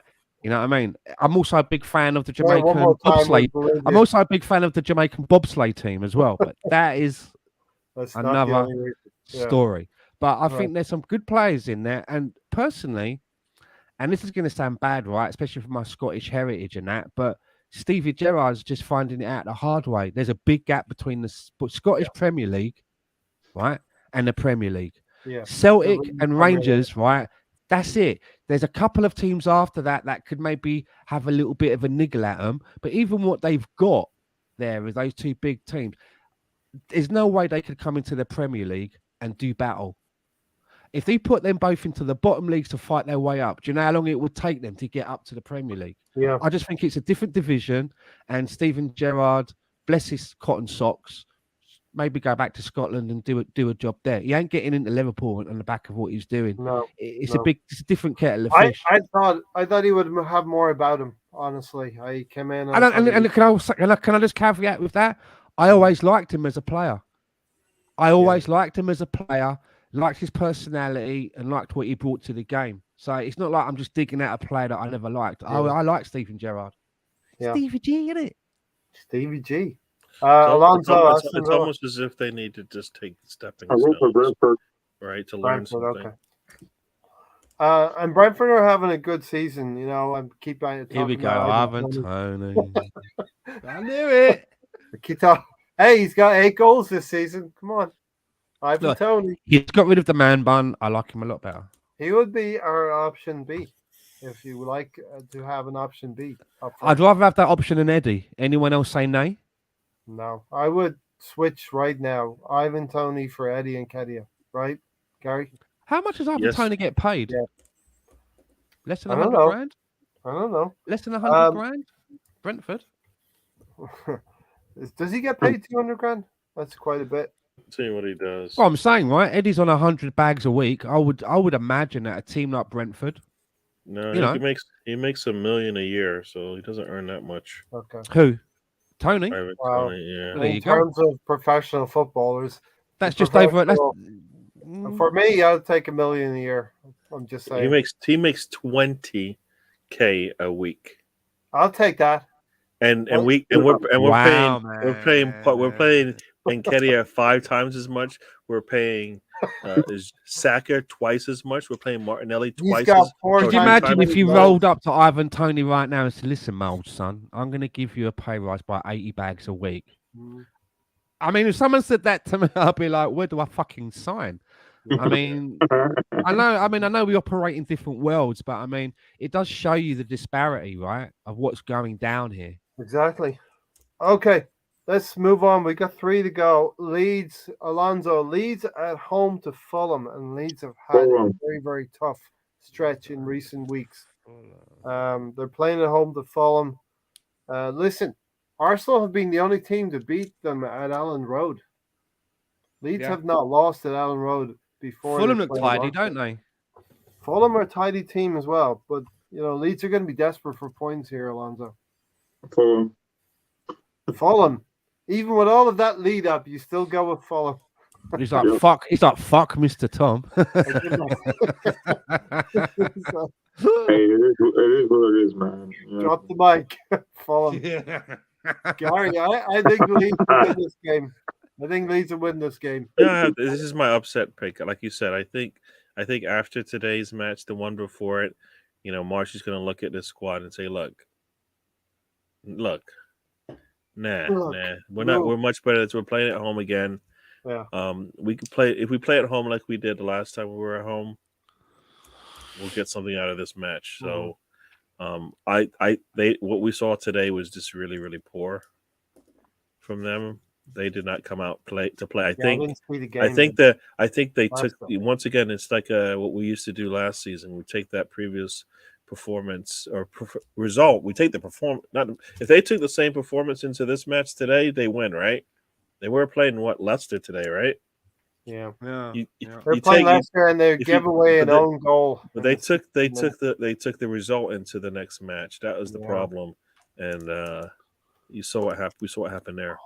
Hopefully they can get their head straight and get a win. We do like Leeds and we do like Mr. Tom, that they can stay out of trouble. Stan? Well, listen, on the back of last week's upset picks and Gary bagging the points that he did, if this is Gary's upset pick, then it's my upset pick. Do you know what I'm saying? So, but, I mean, see what you're doing there. But yeah, but I mean, he's got a good point there. I mean, at some point, a team at home, you have to bag something, right? At some point, it's a home game, right? And as good as Fulham have been, they've had a couple of shaky things along the way, but they're the team that's just come up. I think I think Gary's got a point on this one. I think that could be what would be the points on that if they did that? What would be the point pick up? 7 points. I'm fucking sold. Where do I sign? 7 smackaroonies. I'm in. Yeah, Alonso went in for 6, and you were like, "You got to do more than 6." Or maybe Gary said, Yeah. I don't know. I'm a topper. I'm that bloke. I'm that bloke that if you say to me, I went out for a walk today and I walked up a hill, I'm that guy that turns around and says, "Yeah, well, fuck that shit. I walked up a mountain." There's always All one right. better. Next one up, contractually, Gary does not want to comment about the next one up. So, Stan, it's Tottenham at home to Newcastle. Gary, I'm going to skip you because you asked me to do that, right? No, I'm gonna say upset. That's all I'm gonna say. What's the point spread on that? If that was an upset out of 3. interest, 3. Fucking drizzle. It's Not a 3. lot. I want to versus see. I want to see an upset. I want Toonville or whatever you want to call it to just smash them. Right? the Toon Empire, Toon Empire. Yeah. the country that is Newcastle. It's an upset, but not enough to pick, right? Because the points are meager. Yeah. But you know, Right. my great grandfather's ties to Newcastle notwithstanding, I'm still going to say that I think that Newcastle seem to be on a bit of an ascendancy. You know, and ascendancies can be small, and it looks to me that Tottenham could be on a slight decline. Mm. So I'm going to say that I think that Newcastle have the wherewithal to come out of it with maximum points, at least a draw. It would be nice to send Conte back to Italy. By Conte Christmas syrup, time. whoever that may be. Conte syrup. I wish I had picked that. Alonso. I wish I was clever enough to have chosen that. We'll never know. I wonder who that was. We don't know, do we? I Who don't was know. Conte syrup? We Maybe it don't was know. Conte. Alonso, Tottenham at home to Newcastle. Seeing a win, seeing Newcastle beating Tottenham, having Tottenam lose 2 games in a row, be kind of cool, kind of nice actually. Yeah. So yeah, I'm going for Newcastle. I can't see it. I see the official helping that team. Harry Kane getting a penalty. Orchestrated Yeah. diving. Fucking penalty, fucking merchant. For fuck's sake, mate. It's like I'm hoping to see the Newcastle that had the first half against City. Yeah. So Sure. and if All they right, can do that. Bruno Gummy Bears is looking pretty good. Almiron's looking good. Max St. Maximum's coming back into the team. They're missing Isak though, aren't they? Last Injured. one is West Ham at home to Bournemouth. 13th versus 12, Gary. No points. It's Which a one is Tony that? game. Which one is this? West Ham versus Bournemouth. West Ham are picking up a little bit. They were No. They were unlucky to get beaten by Liverpool. Yeah, but that's not going to help them in this one because now you got 2 teams fighting for the same thing. Yeah. Draw. Alonso. West Ham versus Bournemouth. 1 point. Alonso's Bournemouth. 1 point. 1 point Huh? spread. All right, Stan. This is I know. Alonso seems to be really contemplating that one. It's a 1 point. I'm taking Bournemouth. He's thinking Bournemouth. Okay. It's one of them ones where, in an upset pick thing that we do, it's a 1 point spread. But you remember, like 2 seasons ago, when I hadn't quite grasped what we were doing. This would have been one that I would have picked, and Ray would be like, "But Stan, there's only a point in that one. You're not getting it, are you?" And Stan's like, I know this is crazy. This is crazy. West Ham is gonna kill him. It's gonna be a big surprise. But it's only 1 point, Stan. Yeah, I know, but this is my upset pick. I know. I've got it now, right? I have. Stan, you were such a slow learner, but now you're ahead of me and you're ahead of Gary. I've got there in the end. I've got there in the end, but you're literally Arsenal 2 years ago. But I do think whether this fixture is home, whether this fixture is home and away, I think I like what they're doing at West Ham. They've got a couple of good players in there, and I definitely think that the acquisition of Samaka up front is I don't know how he's fucking pronouncing that guy, but that I think that's a good purchase for them. He was someone that we were looking at, and Cheers, Tom on. Thank you. And Paqueta as well, another one that we were looking Yeah. at that they've got. So, they've got some good players in there. And David Moyes is a manager that, for all of Manchester's troubles since Man United got rid of Alex Ferguson, they should have done with David Moyes what Arsenal did with Mikel Arteta and given him more time. He just didn't do himself any favours from panicking and like getting his fucking security blanket in the shape of Marone Fellaini. I think that was like a bridge too far for some of the fans. Do you know what I'm saying? Yeah. But he's not a shit manager at all. And maybe they should have given him a little bit more time. And I think West Ham are going to continue to, do good things. Do as the youth would say today, bits. Do bits, yeah. Listen, thanks everyone for watching. Slap a like on the way out. There is one last question. Maybe We lasted longer than Liz Truss, for fuck's sake. I mean, come on. Would you be happy with Arsenal winning all the games up to the World Cup, leaving the boardroom to show what their ambitions are? If they don't do the right thing, to me, they should sell the club. If we're in first or second place, we have to do something to sustain us into the new year. But listen, we'll leave some meat on the bone. That's what they say, right? We didn't talk about today the contracts with Martinelli, Saka, and Saliba. We'll get to that probably Sunday. They ain't going nowhere. We're top of the league. Yeah, exactly. And they can see success maybe closer with Arsenal than a City or Liverpool. Do you want to be Jack Grealish? That sounds like a silly comment. Which one? You just said they can see a title. No, success. No, yes, whatever. Success. Win, success. You can't. Don't bring City into it. Somebody else. Liverpool. Real Do Madrid. you remember that mobile phone operator in England and their tagline We on have the to commercials? aspire, Gary. Do you remember Orange, the Yeah. telephone provider? And they said those adverts, didn't they? And they always just say the future's bright, the future's orange.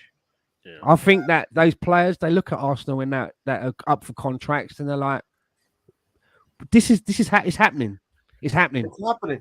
And they're all talking to. You don't think that all those players are up for the same contract together? Don't have a fucking chit chat when we ain't about, and they're like, "What do you reckon, lads? What do you reckon? What do you think? What do you reckon?" And I reckon they're thinking, "Yeah, fuck it. We're getting paid good money. We've got the facilities fucking coming out your yin yang. Do you know what I mean? Heated underfloor heating and all that bullshit going on. They've got everything they need, man. Good money, good coaching, and we're top of the league. And they all know each other, and they seem like they all get on. Yeah. Right? You ain't got like an Mbappe situation going on where he don't get on with this one, and that one don't like that one. Why would you think now, fuck this shit, I'm going to go to an unknown quantity? Not right now. Not right now, you wouldn't.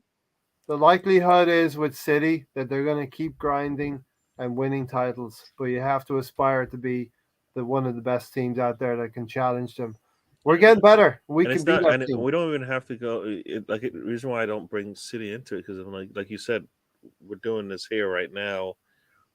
You don't have. Where are you going to go? You're going to build it right here. You're going to be a star on this team. You're not going to be a star at that team, not for the next 8 years. I mean, they've got a star who's probably going to just continue to do what he does. They're going to replace KDB with the next big and up and coming attacking mid. And that's why Jesus came here. Yeah, but you know what? Given a platform to shine. You may have the money, but you need to go and identify the right players. And City have done that, in fairness, last 5 But they haven't had to do a lot of it, right? They just keep replacing little pieces here and there, right? But each acquisition has to work for them. They're going to get. Riyad Mahrez, right? Riyad Mahrez would get more games at Leicester when he was at Leicester than he does at Man City. But he's in a winning team with a lot of winning players. Whereas we're doing really well, but players that come to us, look at what we're doing. And even though we had conversations earlier on in the night about is Lokonga good enough and is Marquinhos good enough? Because it's an Arsenal podcast, we can't all just sit here all night for almost 3 hours going, everything's fucking brilliant. We've got to have a bit of debate. But surely players looking at Arsenal, especially slightly younger players and up-and-comers and prospects, are looking at it and thinking, well, if I go there, they're going to give me a platform. Yeah. They're going to give me a platform. And if after 3 years, we don't get to where I want to be, but I've been given a platform, the next job after that, because that's what it is, it's a job, I will go on to better things. Yeah. So why not? Yeah. Why not And give it a go that at may be- Arsenal? That may be Sambi Lakonga's future. Who knows? We'll sell for a profit. Tavares, the same thing. I said that to Gary. Or they come in good, the week. and 5 years from now, we're all fucking talking about Tavares and Lakonga we and how have- good they are. I think we're going to get into a stage where we're going to be selling Or for a teabag. profit now, not buying not buying big players out of teabag. All right, thanks for watching, everybody. We've spent way too much time once again, but do thank all of you for being here and watching. I've got ADHD. We should go for another 6 minutes. on It's the 2 minutes playoff. 54. No, we saved that. Save some meat on the bone. Come on, you Like a guys. round number. Let's get that win. It'll be 10 wins out of 11 on Sunday. Right, everyone else is going, but I'm staying till 3 hours. So we've got 5. All right. I'm joking. Take care, everyone. We're out of here. Up the Thanks, Gary. Gunners! Thanks Thank a you, lot, everyone. Thank See you, you Tony. guys. Thank you, everyone.